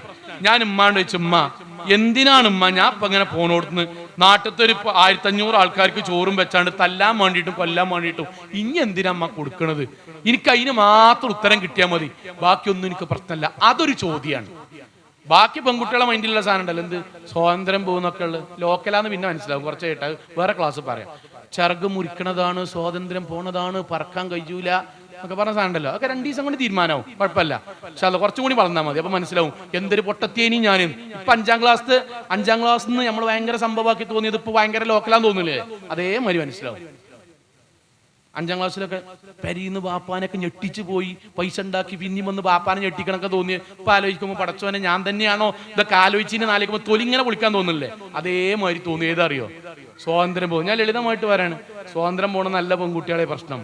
നിങ്ങളെ മൈൻഡിക്ക് നിങ്ങളറിയാതെ ഇസ്ലാമിക വിരോധം, നിങ്ങളറിയാതെ ഇസ്ലാമിക വിരോധം കയറ്റിക്കൊണ്ടിരിക്കുകയാണ്. അത് നമുക്ക് അറിയാത്തതുകൊണ്ടാണ്. ഞാൻ ലളിതമായിട്ടൊരു കാര്യം പറയട്ടെ. കല്യാണം കഴിച്ചാൽ സ്വാതന്ത്ര്യം പോകും. ശരി, എന്താ സ്വാതന്ത്ര്യം പോണത്? നമുക്ക് പഠിപ്പിച്ചു തരാം കേട്ടോ. ഭർത്താവിനോട് അനുവാദം ചോദിക്കണം, അത് സ്വാതന്ത്ര്യക്കേടാണ്. ഓക്കെ, ഇഷ്ടമുള്ളപ്പം പുറത്തേക്ക് ഇറങ്ങാൻ പറ്റില്ല, ഇഷ്ടമുള്ളപ്പം പോകാൻ പറ്റില്ല, ഇഷ്ടമുള്ള പോലെ ജീവിക്കാൻ പറ്റില്ല. ശരി ശരി, ഞാൻ അതാണോ ഇസ്ലാം എന്നുള്ള വേറെ അവിടെ കേട്ടോ. ഇതല്ലേ സ്വാതന്ത്ര്യക്കേട്? ഓക്കെ, ഈ പ്രശ്നങ്ങൾ കൊണ്ടാണ് ഞങ്ങൾ കല്യാണം കഴിക്കാത്തതെങ്കിൽ ഈ പ്രശ്നമുള്ള എല്ലാ മേഖലയിൽ നിന്ന് ഒഴിവാക്കണം. അതല്ല നീതി ആണ്. എന്താ ജോലിക്കോണിനെ പറ്റിയിട്ട് ഒരു പെൺകുട്ടിന്റെ അഭിപ്രായം?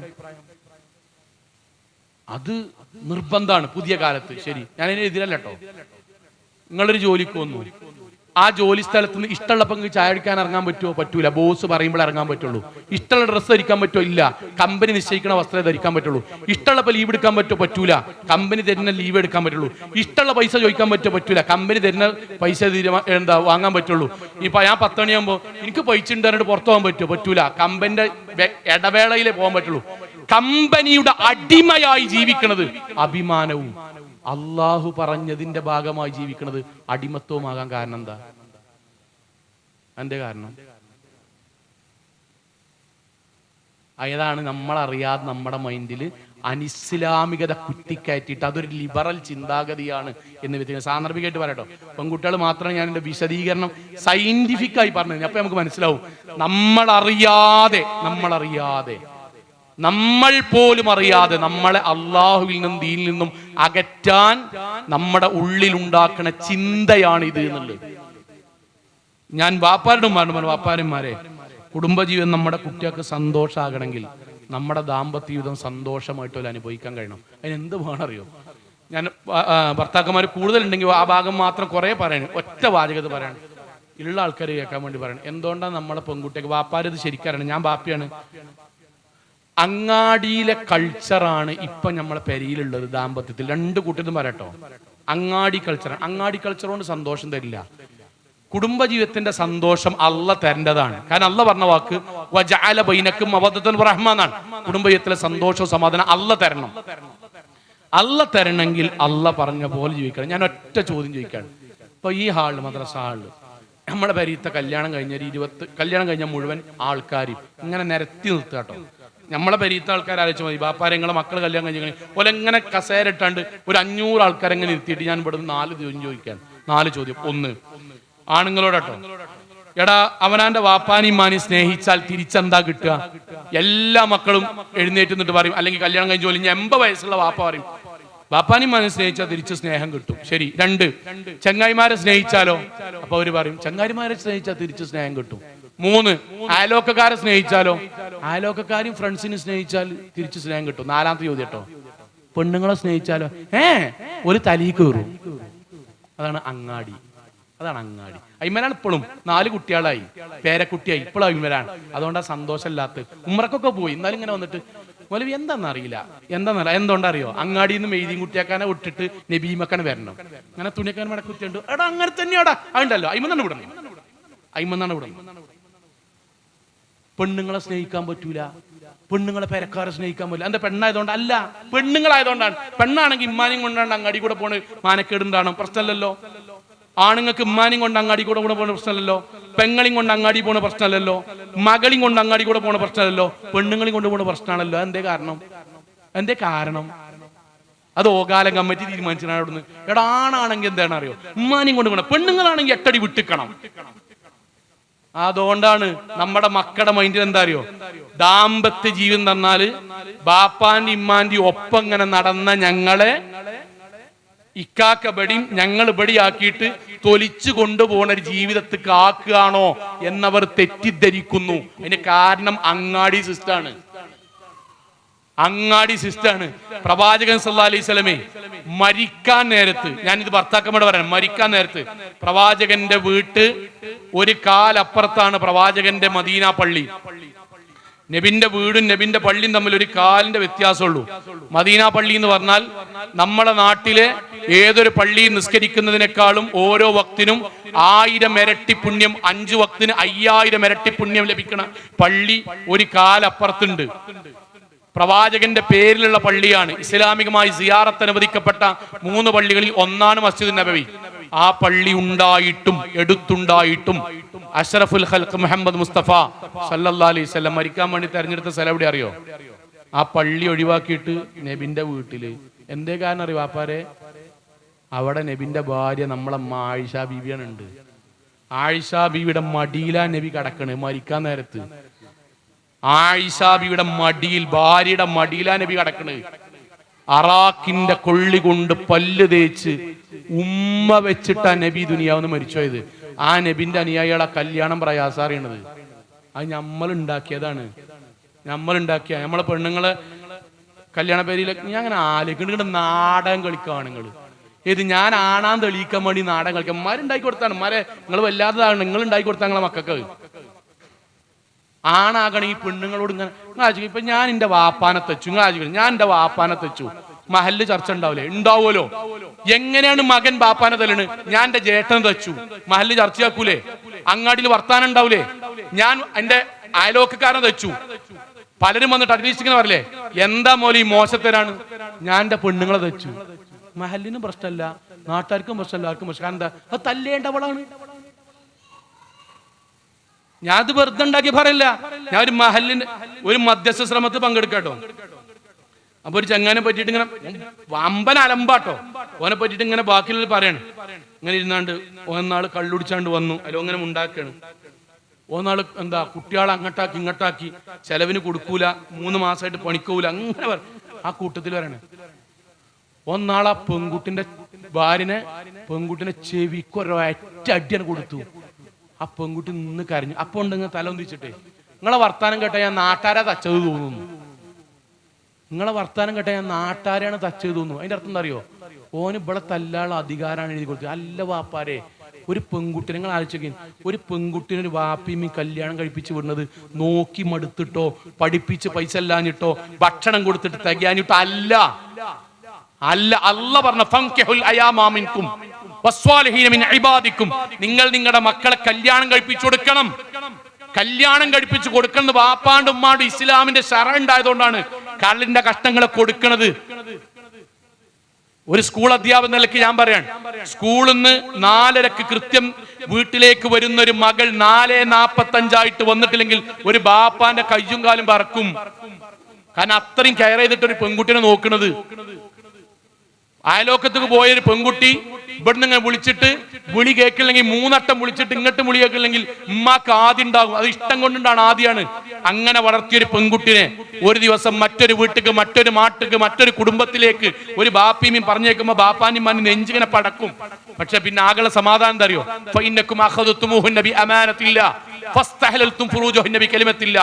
അള്ളാനെ സാക്ഷി നിർത്തി ഒരു വരനും കുടുംബവും ഏറ്റെടുത്ത് കൊണ്ടുപോവുകയാണല്ലോ.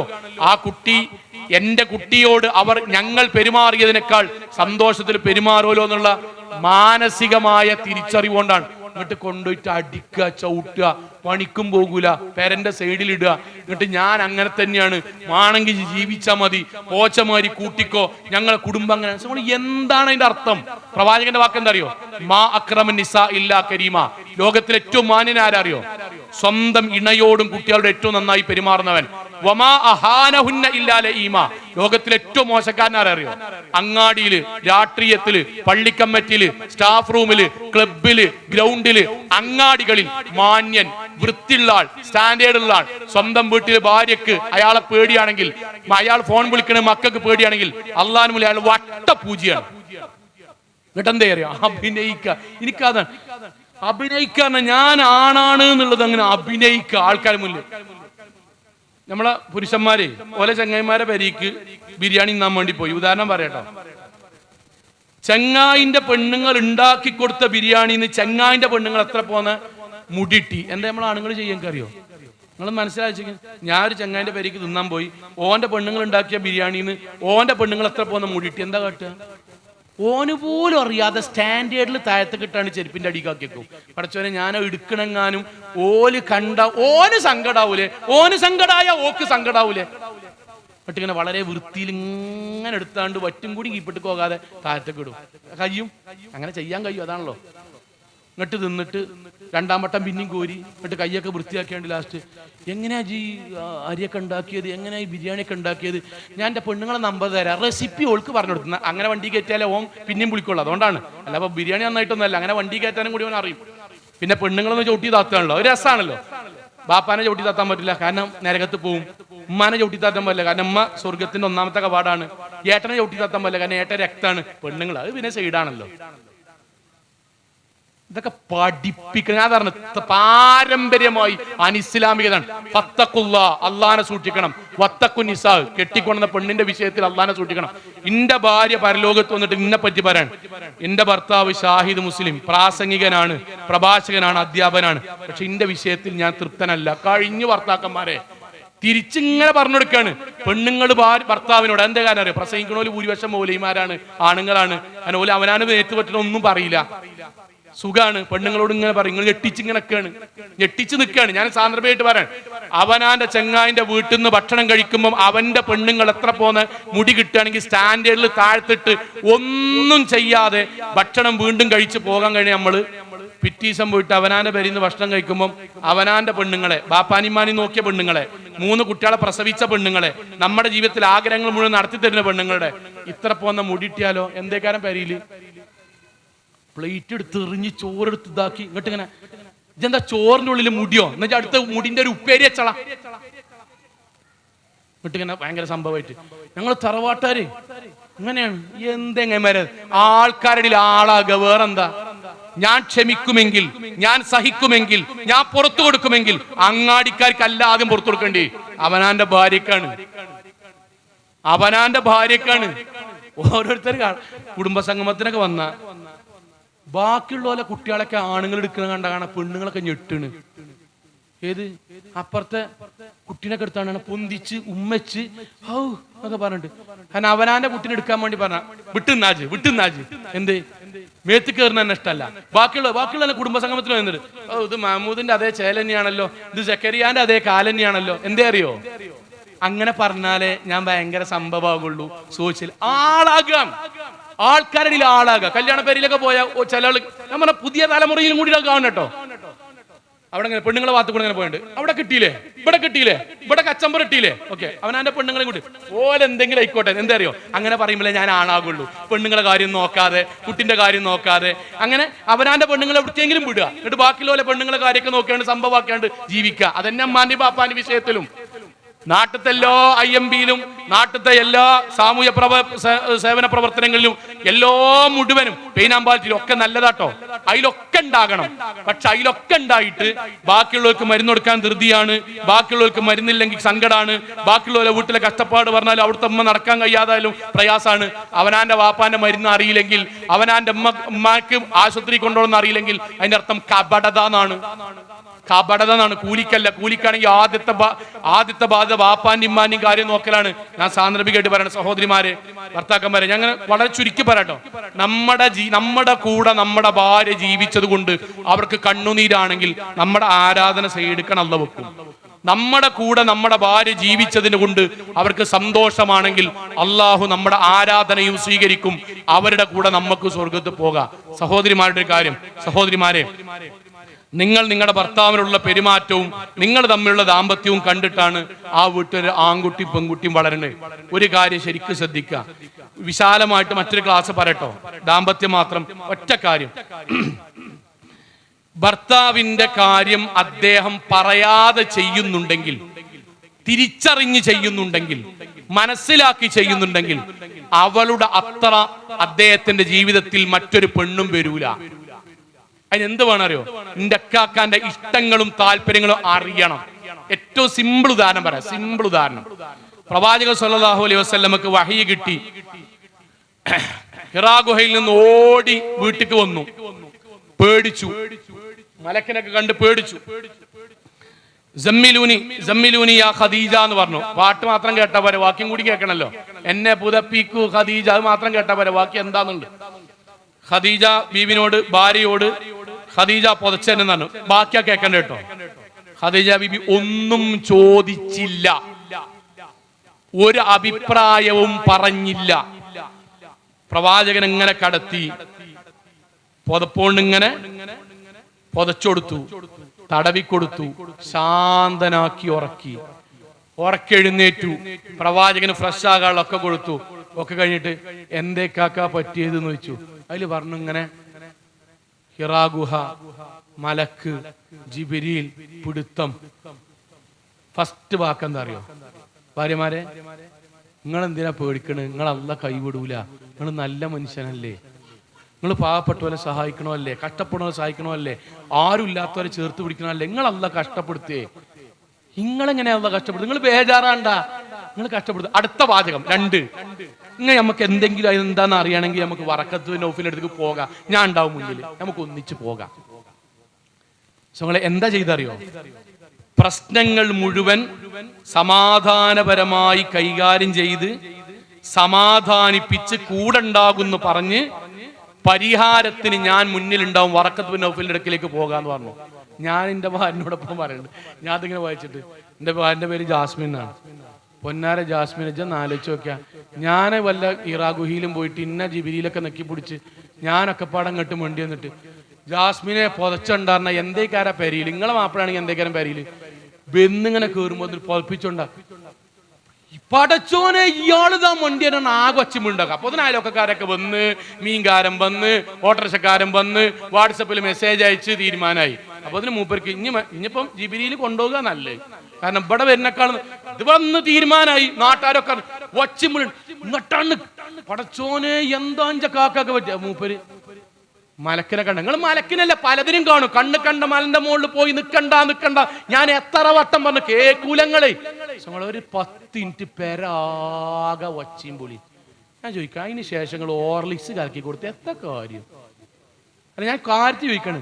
അലമ്പുണ്ടാക്കി നാടൊക്കെ ഇങ്ങോട്ട് അതിന് പറയണം. പുതിയ ഭാഷയിൽ പെൺകുട്ടി പറയാം, അത് ഞങ്ങളെ കെയറിങ്ങിന്റെ ഭാഗം. എന്ത് കെയറിങ്? അതിനേക്കാൾ കെയറുണ്ടായി കൊടുക്കണം. കെയറിങ്ങിന്റെ ഭാഗം മനുഷ്യന്മാരെ മുഴുവൻ. അതാണ് ഖദീജ. ഇത്ര സൈക്കോളജി ഒന്നും പഠിച്ചിട്ടില്ലല്ലോ. എന്തുകൊണ്ടാണ് നബിക്ക് ഖദീജ ബീവിനെ എത്ര ഇഷ്ടമെന്നറിയോ? ഓടി വന്ന നബിനോട് എവിടുന്നാണ് എന്തും കണ്ടങ്ങൾ മണ്ടി വരുന്നത്, ഞാൻ കണ്ണ് കണ്ട മലന്റെ മുകളിൽ പോയി നിൽക്കണ്ട ഒന്നും പറഞ്ഞില്ല. ഉറപ്പിച്ചു, ഓക്കെ, ഇരുത്തി, കടത്തി, സമാധാനിപ്പിച്ചു. സത്യത്തിൽ ഒരു പുരുഷന്റെ ജീവിതത്തിൽ ആവശ്യം എന്താ വെച്ചാൽ പ്രശ്നം ഉണ്ടാവുമ്പോൾ കൂടെ നാണ്ട് നോല് ഒളിക്കലല്ല. അല്ല കാക്കങ്ങൾക്ക് എന്താ വേണ്ടി? ഇപ്പൊ ഞാൻ ഉദാഹരണം പറയണം.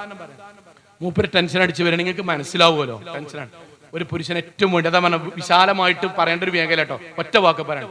10 മിനിറ്റ് അദ്ദേഹത്തിന് സമാധാനത്തിൽ ഇരിക്കാൻ അവസരം കൊടുത്താൽ അദ്ദേഹം ഫ്രീ ആവും.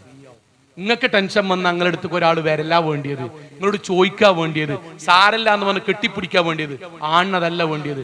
ആൺ ടെൻഷൻ വന്നാൽ അദ്ദേഹത്തിന് ശാന്തമായി നിന്നിട്ട് സ്വന്തമായിട്ട് പരിഹാരം ആലോചിക്കാൻ വേണ്ടിയത്. അപ്പൊ എന്താന്ന് വെച്ചാൽ അദ്ദേഹം ഇങ്ങനെ വന്ന് ഇരിക്കുമ്പോ, കാക്ക അതെങ്ങനെ ഇരിക്കണേ, ഇക്ക എന്തെങ്കിലും ഉണ്ടെങ്കിൽ പറഞ്ഞോളൂ, ഞാൻ ഇവിടെ ഉണ്ട് കേട്ടോ, നിങ്ങൾ ഒറ്റയ്ക്ക് ഇരിക്കുകയാണെങ്കിൽ ഇൻഷാ അല്ലാഹ് ഇരുന്നോളൂ കേട്ടോ, ഞാൻ ചായ അവിടെ വെച്ചിട്ടോ, മതി. അല്ലാതെ എന്താ നിങ്ങളെ പ്രശ്നം? സത്യത്തിൽ ആ മൂപ്പര് അല്ലെങ്കിൽ തന്നെ ടെൻഷനിൽ ഉത്തർക്കേക്കാൻ. അപ്പൊ മൂപ്പര് ഒന്നുമില്ല പറഞ്ഞാൽ എന്തെങ്കിലുമൊക്കെ ഉണ്ടല്ലോ. എന്തിനാ ഈ ചോറിയാൻ നിൽക്കണ്? കാരണം അത് നമ്മക്ക് ഇഷ്ടല്ല, ഇഷ്ടല്ല വന്നാണ്. അപ്പൊ നമ്മള് ഒന്നുമില്ല പറയണ്ട. നിങ്ങളെ ഉമ്മയാണെങ്കിൽ പറയല്ലോ, നിങ്ങളെ പെങ്ങളാണെങ്കിൽ അപ്പൊ അയിമക്കാൻ എടുക്കും. അതോടെ മൂപ്പർക്ക് മനസ്സിലാവും എന്താ അറിയോ, പെരീക്ക് വരാതൊക്കെ നല്ലത്. അതുകൊണ്ടാണ് ഭർത്താക്കന്മാരിൽ പലർക്കും ഭാര്യമാരെക്കാൾ കൂടുതൽ സംസാര അടുപ്പം ചങ്ങാതിമാരോടുണ്ടാണ്. വെറുതെണ്ടാണതല്ല ഭാര്യമാരെ വെറുതെണ്ടാണതല്ല. ഒരു പ്രശ്നത്തിൽ കൂടെ നിന്നിട്ട് ഒച്ചിമ്പുളി ഉണ്ടാക്കലും ചൊറിയലല്ല വേണ്ടി, മറിച്ച് അദ്ദേഹത്തിന് കാക്ക നിങ്ങള് സമയം പോലെ എടുത്തോട്ടോ, ആവശ്യം ഉണ്ടെങ്കിൽ ഞാൻ ഇവിടെ ഉണ്ട് കേട്ടോ, എന്തെങ്കിലും ഉണ്ടെങ്കിൽ പറയണ്ട, ചായ ഉണ്ട് കേട്ടോ അവിടെ.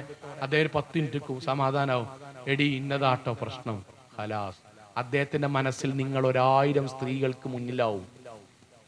ഞാനിങ്ങനെ വാക്ക് ചുരുക്കാണ്. കുടുംബജീവിതം എന്നുള്ളത് അനുഭവിച്ച് ദാമ്പത്യ ജീവിതം അങ്ങേയറ്റം ആസ്വദിക്കാൻ കഴിയണം. അതിന് ദീനിയാകണം. പെൺകുട്ടികളെ ദീനിയാകുമ്പം അല്ലാഹ് തരും. ഇക്കാക്കാനോടും ബാപ്പാനോടും ഉമ്മാനോടും കുടുംബത്തോടും ഏറ്റവും നന്നായി പെരുമാറണം.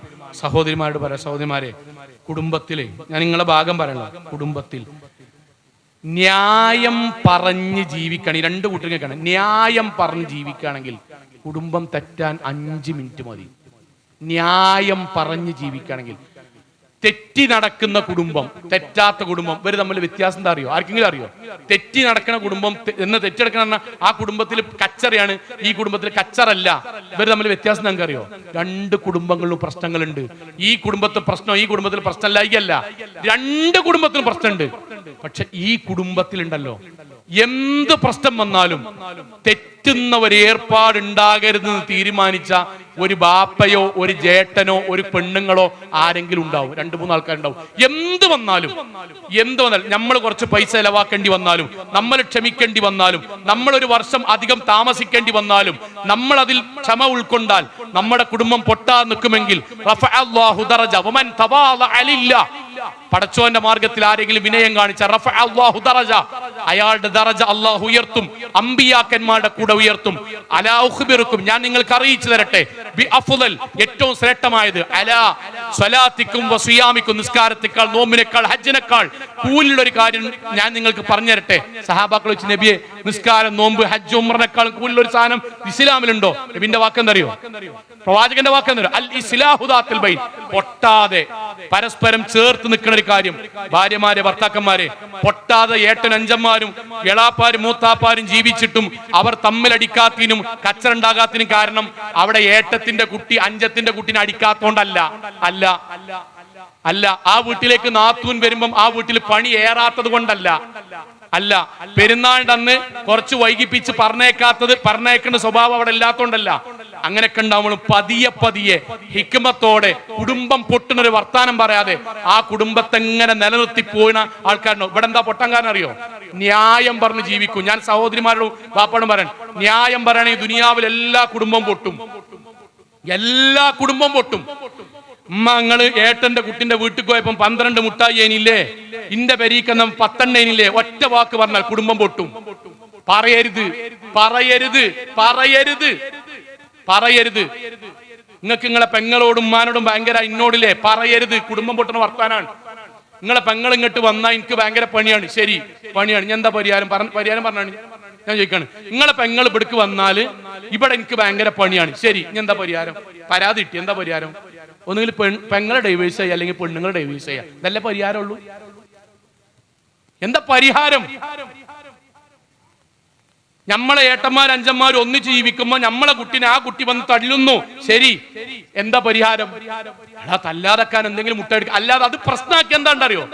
രക്തബന്ധം പൊട്ടും, കുടുംബ ബന്ധം പൊട്ടും. സഹോദരിമാരുടെ ഞാൻ ഗൗരവത്ത് പറയാണ്, സഹോദരിമാരെ, നിങ്ങളുടെ സംസാരം കൊണ്ട്, വാപ്പാരുടെ ഏതെങ്കിലും പറയുന്നുണ്ട്, നമ്മുടെ സംസാരം കൊണ്ട് ഒരു കുടുംബ ബന്ധം പൊട്ടിയാൽ നമ്മളെ താഴത്തേക്ക് മക്കളും പേരക്കുട്ടികളും മരുക്കളൊക്കെ വരാണ്ട് അല്ല നമ്മളെ കുടുംബത്തെ അല്ലിച്ചില്ലാക്കും. ഒരു സംശയമല്ല. കുടുംബ ബന്ധത്തിൽ നമ്മുടെ നാവ് കൊണ്ട് കഷ്ണം കഷ്ടമായാൽ നമ്മുടെ കുടുംബത്തിൽ വരുന്ന മരുമക്കളിലൂടെ പേരമക്കളിലൂടെ അള്ളാഹു ഈ ദുനിയാവിലെ ജീവിതം നരകതുല്യമാക്കി പരീക്ഷിച്ചിട്ടേ പടച്ചോൻ ദുനിയാവിൽ കളം വിടാൻ സമ്മതിക്കുള്ളൂ. ഞാൻ എന്നും പറയലുണ്ട്, എന്റെ കൂടെയുള്ള സ്റ്റാഫ് റൂമിൽ പഴയ സഹോദരിമാരും ടീച്ചർമാരൊക്കെ ഞാൻ പറയുന്നുണ്ട്. ഓലിങ്ങനെ പല കാര്യങ്ങൾ പറയുമ്പേ ഞാൻ പറയും, എന്റേതായ അറിവ് വെച്ചിട്ട് ഞാൻ പറയും. അപ്പൊ ഞാൻ 27-ാമത്തെ വയസ്സിലാണ് കല്യാണം കഴിച്ചത്. നമ്മളെ കുടുംബക്കാർ ഉറപ്പിച്ചൊരു കല്യാണം എങ്ങനെ നടക്കാറില്ല. ഞാൻ കല്യാണം കഴിഞ്ഞ പോലെ എല്ലാവരും പറയാണ്, സ്ത്രീകൾ പ്രത്യേകിച്ചും. കുടുംബക്കാർ ഉറപ്പിച്ചൊരു കല്യാണം എങ്ങനെ സമ്മതിക്കാറ്? അഥവാ നിങ്ങളെ ഭർത്താവ് നിങ്ങളെങ്ങനെ കെട്ടിയറിയോ? ഞങ്ങൾ ആണുങ്ങൾ ആദ്യം പോയിട്ടൊരു പെണ്ണാണ് കേട്ടോ, പെണ്ണാണും ഞങ്ങൾക്ക് പറ്റും. പെരിയിൽ എന്നിട്ട് പറയും, ബാപ്പ അമ്മ ആ കുട്ടീനെ എനിക്ക് പറ്റിക്കണ്, വാപ്പിമ്മയും പോവും. എന്നിട്ട് കുഴപ്പമില്ല, എന്നാലും ഞമ്മക്ക് ഇങ്ങോട്ട് പറ്റൂലെന്ന് തോന്നുന്നു. കഴിഞ്ഞു, ഖലാസ്, വിട്ടു. ഞങ്ങൾക്ക് പറ്റി, ബാപ്പാക്കും പോകാൻ പറ്റിയില്ല, ഞങ്ങൾ ഒഴിവാക്കി. ഞങ്ങൾക്ക് മാത്രം പറ്റിയതിന്റെ പേരിൽ കെട്ടിയതല്ല നിങ്ങളെ. അങ്ങനെ 2-3 എണ്ണം കണ്ടു, 4-5 എണ്ണം അവസാനം നിങ്ങളെ കണ്ടു. ഞങ്ങൾ വന്നു, ബാപ്പ അമ്മ ആ കുട്ടീനെ പറ്റിക്കണ്. ബാപ്പിമ്മയും പോയിട്ട് അന്വേഷിച്ചു. എടാ അത് നല്ല കുട്ടിയാണല്ലോ, ആർക്കും കൂടിയും പറ്റി, പാപ്പാക്കും ഉമ്മാക്കും പറ്റി. ഓലെ കുടുംബം ഉഷാറാണ്. ഓക്കെ, ഇന്ന് നമുക്ക് നടത്താം. സോളെ ഞങ്ങളുടെ ഇഷ്ടത്തിന്റെ ഒപ്പം ബാപ്പാന്റെ ഇമ്മാന്റെ ഇഷ്ടം കൂടി ചേർത്തിട്ടാണ് നിങ്ങളുടെ ഭർത്താവ് വിവാഹം കഴിക്കണത്. ഇങ്ങോട്ടോ ഞാൻ 27-ാമത്തെ വയസ്സിലാണ് വിവാഹം കഴിക്കണത്. എനിക്കറിയില്ല ഇനി സത്യത്തിൽ പെണ്ണുങ്ങൾ ഇങ്ങോട്ട് വരുമ്പോ എന്തൊക്കെ ഇവിടെ ചെയ്യേണ്ടത്. ഉമ്മ എന്നോട് വന്നിട്ടായിരുന്നു, നമുക്കൊരു 4-5 ചുരിദാറെങ്കിലും വാങ്ങിയേക്കേണ്ടത്. സത്യത്തിൽ എനിക്ക് വിവരമില്ലാത്തോണ്ട് ഞാൻ വേണ്ട ചോദിച്ചു, ഉമ്മ എന്റെ ഓലെ പേരിൽ ചുരിദാർ ഉണ്ടാവില്ല ചോദിച്ചു. ഞാൻ ചോദിച്ചു, എനിക്കറിയാം, സത്യത്തിൽ എനിക്കറിയില്ല. ഞാൻ കരുതി ഞാൻ ഇപ്പം കല്യാണത്തിന്റെ ഭാഗമായിട്ട് ഓല് എനിക്ക് പാൻറ്റും ഷർട്ടൊന്നും കൊണ്ടുവരുന്നില്ലല്ലോ. അതേമാതിരി ഓള് വരുമ്പോൾ ടൂർ പോകുമ്പോൾ 4-5 ചുരിദാറും കൊണ്ട് ഓള് വരിക. ഞാൻ കരുതി, എനിക്കറിയില്ല. എന്റെ അവിവേക പറഞ്ഞ്, എടാ 4-5 ചുരിദാറൊക്കെ വാങ്ങിക്കാനടാ, ഒരു നിസ്കാര കുപ്പായം വാങ്ങിക്കണം ഷാഹിദേ, റൂമൊക്കെ ഒന്ന് ശരിയാക്കണട്ടടാ. അവിടെടാ ഓള് വരുമ്പോഴേക്കും ഓള് പുതിയ നമ്മളെ പെരീക്ക് വരികയല്ലേ, നല്ല പെരീന്ന് നല്ല കുട്ടി വരികയല്ലേ, ആദരിക്കണ്ടേ, അതിഥിയല്ലേ, ഭാര്യയല്ലേ. ഇതൊക്കെ ഞങ്ങൾക്ക് ആരാ പറഞ്ഞെന്ന് അറിയോ? ഞങ്ങളെ വാപ്പിയമ്മയും ഇങ്ങോട്ട് എടാ അതിൻ്റെയൊക്കെ എല്ലാം പാടെ കല്യാണത്തിനാക്കണ്ട, കല്യാണത്തിന് ചെലവാക്കാൻ നിൽക്കണ്ട, ഒരു 4 ദിവസം കഴിഞ്ഞിട്ട് എവിടേക്കെങ്കിലൊക്കെ ഇറങ്ങാം, പൈസ അല്ലേ, എന്നായിക്കോട്ടെ അങ്ങനെ എന്തെങ്കിലുമൊക്കെ തോന്നും. ഇതൊക്കെ ബാപ്പിമ്മയാക്കി നിങ്ങൾ വരുമ്പോഴേക്കും അസ്സലാമു അലൈക്കും എന്ന് പറഞ്ഞ് മകളായി സ്വീകരിച്ച് അയലോക്കാരുടെയൊക്കെ എനിക്കിൻ്റെ പുതിയ മരോള് വന്നിക്കണ് മകളാന്നൊക്കെ പറഞ്ഞ് നിങ്ങളെ സ്വീകരിച്ച് നിങ്ങൾക്ക് വേണ്ടതൊക്കെ ഞങ്ങൾക്ക് പറഞ്ഞെന്ന് ഒരുക്കി വെച്ച് നിങ്ങൾ നമ്മളൊക്കെ ജീവിച്ചു ഒരാഴ്ച കൊണ്ട്. നിങ്ങളെ ബാപ്പാക്ക് ചെറിയൊരു ചെന്നി ഉണ്ടല്ലേ,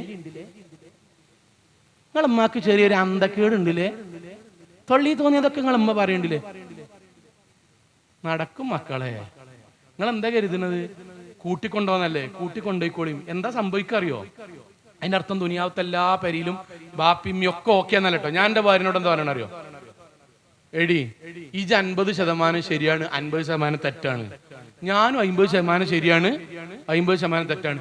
എന്റെ വാപ്പി 50% ശരിയാണ്, 50% തെറ്റാണ്. ദുനിയാവത്തെ എല്ലാവരും 50% ശരിയാണ്, 50% തെറ്റാണ്. അതുകൊണ്ട് ഒരാളത് മാത്രമായിട്ട് പറയരുത്, ഒരാളത് മാത്രമായിട്ട് പറയരുത്.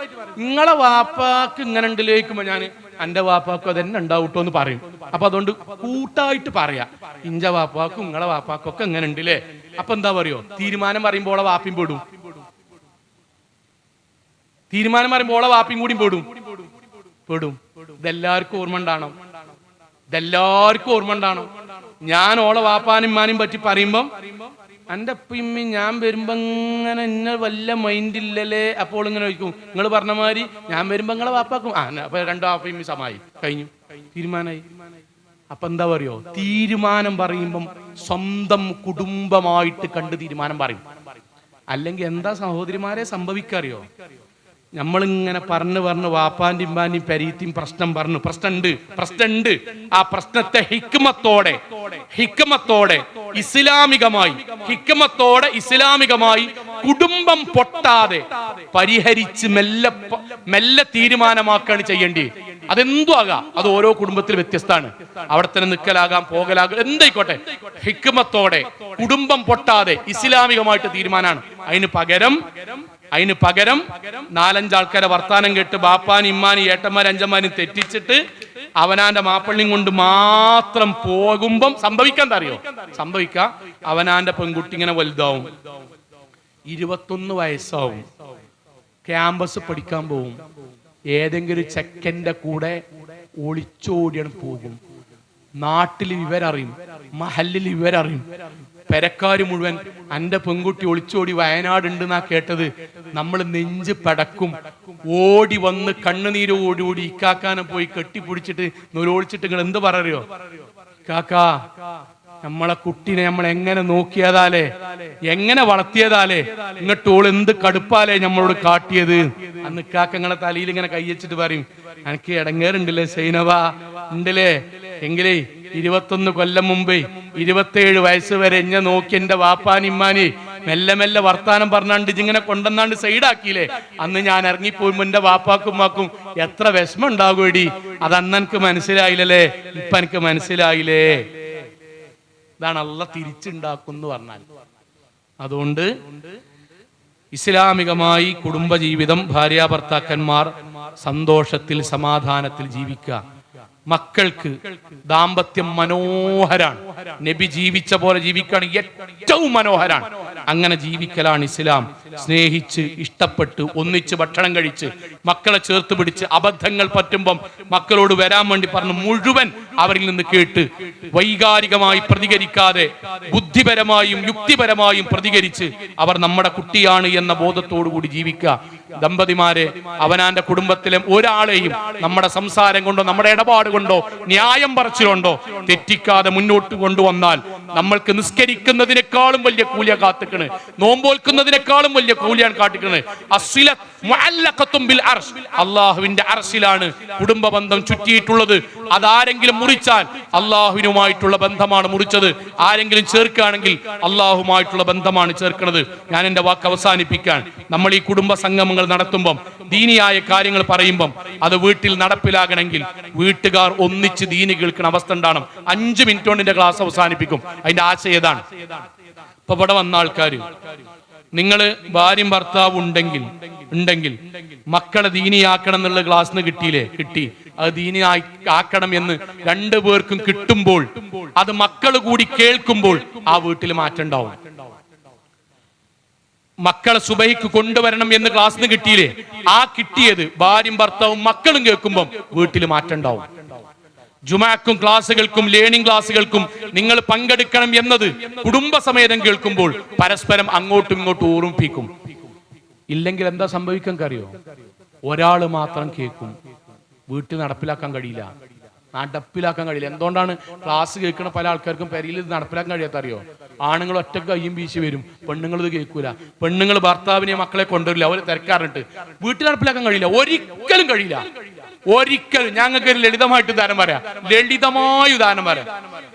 ഞങ്ങളുടെ നാട്ടിലൊരു ഖത്തീബ്, നല്ല ഖത്തീബ്, അദ്ദേഹം ഹഖുൽ മുസ്ലിമി അലൽ മുസ്ലിമി സുത്തുൻ, മുസ്ലിമീങ്ങൾക്കിടയിലുള്ള ബന്ധങ്ങൾ 6 അഫ്ശു സലാമ ബൈനക്കും, അതിൽ 1-ാമത്തെ സലാം വ്യാപിപ്പിക്കലാണ് എന്ന് ഖുത്ബ പറഞ്ഞു. ഒരു ഖുത്ബ മുഴുവൻ. അതിൽ സലാമിന്റെ പ്രത്യേകത, അത് അസ്സലാമു അലൈക്കും എന്നുള്ളത് പ്രാർത്ഥനയാണ്. ആ പ്രാർത്ഥന ചൊല്ലിയാനുള്ള പ്രത്യേകത, പരസ്പരം കൈകൾ കൊടുത്ത് സലാം പറഞ്ഞാൽ തസാഖത്ത് ഇലൈഹിമാ ദുനൂബഹുമാ, കൈവിരലുകൾക്കിടയിലൂടെ പാപങ്ങൾ അല്ലാഹു പുറത്തു കൊടുക്കും. സഹാബാക്കൾ അതിന് മാത്സര്യം കാണിച്ചിരുന്നു, ഇതൊക്കെ പറഞ്ഞു. അവിടെ അവസാന ഖത്തീബ് 2-ാം ഖത്തീബ് പറഞ്ഞു, ഇത്രയും ശ്രേഷ്ഠതയുള്ള പ്രാർത്ഥനയാകുന്ന ഈ സലാം നമ്മൾ ആദ്യം പരിശീലിക്കേണ്ടത് വീട്ടിൽ പ്രവേശിക്കുമ്പോഴും ഇറങ്ങുമ്പോഴുമാണ്. വീട്ടുകാർക്ക് ഫോൺ വിളിക്കുമ്പോഴും ഫോൺ വെക്കുമ്പോഴാണ്. കാരണം അസ്സലാമു അലൈക്കും വറഹ്മത്തുള്ളാഹ് വീട്ടിൽ ഭാര്യനോട് പറയുമ്പം, നോക്കൂ, നീ അള്ളാന്റെ രക്ഷയും സമാധാനം നിനക്കുണ്ടാകട്ടെ. ഭർത്താവിനോട് പറയുമ്പം അള്ളാന്റെ രക്ഷയും കാരുണ്യം നിനക്കുണ്ടാകട്ടെ. ബാപ്പാണ്ടും ഉമ്മാണ്ടും പറയുമ്പം അങ്ങനെയാ പറയേണ്ടതെന്ന് പറഞ്ഞു. ഖുതുബ കേൾക്കാൻ വേണ്ടി വന്നീനി 64 വയസ്സുള്ള കാക്ക, ഞാൻ പേരൊന്നും പറയില്ല. ഒരു പെണ്ണുങ്ങൾ ജുമയ്ക്ക് വരൂല, മൂപ്പരത് കേട്ടാണ്ട് 64-ാം വയസ്സിൽ പെരീക്കാറുണ്ട്. ഖുതുബ കേട്ട ആവേശത്തില് അസ്സലാമു അലൈക്കും വറഹ്മത്തുള്ളാഹി, പെണ്ണുങ്ങൾ നിങ്ങൾ കൊഞ്ചല്ലിട്ട മനുഷ്യർന്ന്. കഴിഞ്ഞു. ഇതാണ് ഒരാൾ മാത്രം ക്ലാസ്സിന് വന്നാൽ. അതെന്താണ്? മൂപ്പര് കുത്തുബേട്ട് പെരിയിൽ നടപ്പിലാക്കി, മൂപ്പത്തി കുത്തുബേട്ടില്ല, മൂപ്പർക്ക് എന്തൊരു പുളിച്ച് തരം തോന്നി. അതന്നെ, വേറൊന്നുമില്ല. അതാണ് നിങ്ങൾ പോയിട്ട് പറഞ്ഞാലും ഇനി പെരി സംഭവിക്കാൻ പോണത്. അതുകൊണ്ട് ആ മക്കളെ ദീനിക്ക് കൊണ്ടുവരണം എന്ന് പറയുന്നത്. ഭർത്താക്കന്മാരെ ഭാര്യനും പിടിച്ച് വരണം.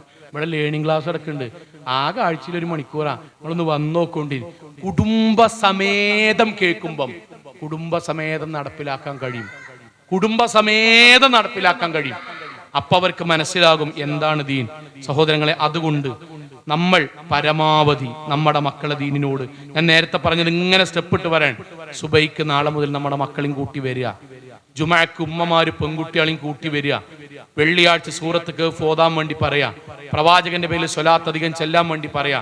കുടുംബ ജീവിതത്തിൽ ഭർത്താക്കന്മാരെ ഭാര്യമാരോടുള്ള കടമ പൂർത്തീകരിച്ചാലേ സ്വർഗം കിട്ടുള്ളൂ എന്ന അറിവിൽ അഭിനയിക്കാതെ നമ്മുടെ ഇണയെ നമ്മൾ ചേർത്ത് പിടിക്കുക. സഹോദരിമാരെ, നിങ്ങളുടെ ഇക്കാക്കയ്ക്ക് ജീവിതത്തിൽ താങ്ങും തണലുമായിട്ട് നിങ്ങൾ ഉണ്ടാകും എന്ന പ്രതീക്ഷ അവരുടെ ജീവിതത്തിൽ നിങ്ങളുടെ സ്വഭാവം വഴി ഉണ്ടാവുക. നമ്മുടെ 2 പേരുടെയും പ്രവർത്തനം കൊണ്ട് ഒരിക്കലും ഒരു കുടുംബം പൊട്ടാതിരിക്കുക. കുടുംബസമേതം ദീന് കേൾക്കാൻ വേണ്ടി വരിക, കേട്ട കാര്യങ്ങൾ ജീവിതത്തിൽ പകർത്താൻ വേണ്ടി ഒന്നിച്ചു പരിശ്രമിക്കുക. സഹോദരങ്ങളെ, എങ്കിൽ അള്ളാഹു നമ്മുടെ വീട്ടിൽ അവന്റെ സമ്മാനമായി സന്തോഷവും സമാധാനവും നൽകാൻ കഴിയും. അള്ളാഹു അനുഗ്രഹിക്കുമാറാകട്ടെ. നമ്മുടെ ജീവിതത്തിൽ വന്നുപോയ ചെറുതും വലുതുമായ മുഴുവൻ തെറ്റുകുറ്റങ്ങളും റഹ്മാനായ നാഥ നീ ഞങ്ങൾക്ക് വിട്ടുപുറത്ത് മാപ്പാക്കി തരണമേ റഹ്മാനെ. കത്തിയാൾ നരകത്തിൽ നിന്നും കഠിനമായ ശിക്ഷയിൽ നിന്നും അതിശക്തമായ പരലോകത്തിലെ വിചാരണയിൽ നിന്നും നാഥ നീ ഞങ്ങളെല്ലാവരെയും കാത്തുരക്ഷിക്കണമേ റഹ്മാനെ. അള്ളാഹുവേ, ഞങ്ങളുടെ കുടുംബത്തെ ജന്നാത്തുൽ ഫിർദൗസിൽ ഒരുമിച്ച് കൂട്ടണമേ റഹ്മാനെ. ഞങ്ങളുടെ പെരുമാറ്റത്തിൽ, ഇടപാടിൽ നാഥ പോരായ്മകൾ വന്നിട്ടുണ്ടെങ്കിൽ നാഥ നീ അത് ഞങ്ങൾക്ക് പുറത്ത് മാപ്പാക്കി തരണമേ റഹ്മാനെ. ഞങ്ങളുടെ മക്കളെ നീ ഞങ്ങൾക്ക് കൺകുളിർമയുള്ള മക്കളാക്കി മാറ്റി തീർക്കണമേ റഹ്മാനെ. ലോകത്തെവിടെ വെച്ച് എങ്ങനെ മരണപ്പെടേണ്ടി വന്നാലും ഷിർക്കില്ലാതെ, ബിദ്അത്തില്ലാതെ, ഖുറാഫാത്തില്ലാതെ ധീര മുവഹിദുകളായി ജീവിച്ച് മരണപ്പെട്ടു പോകാൻ നാഥാ നീ ഞങ്ങളെ എല്ലാവരെയും അനുഗ്രഹിക്കണമേ റഹ്മാനെ.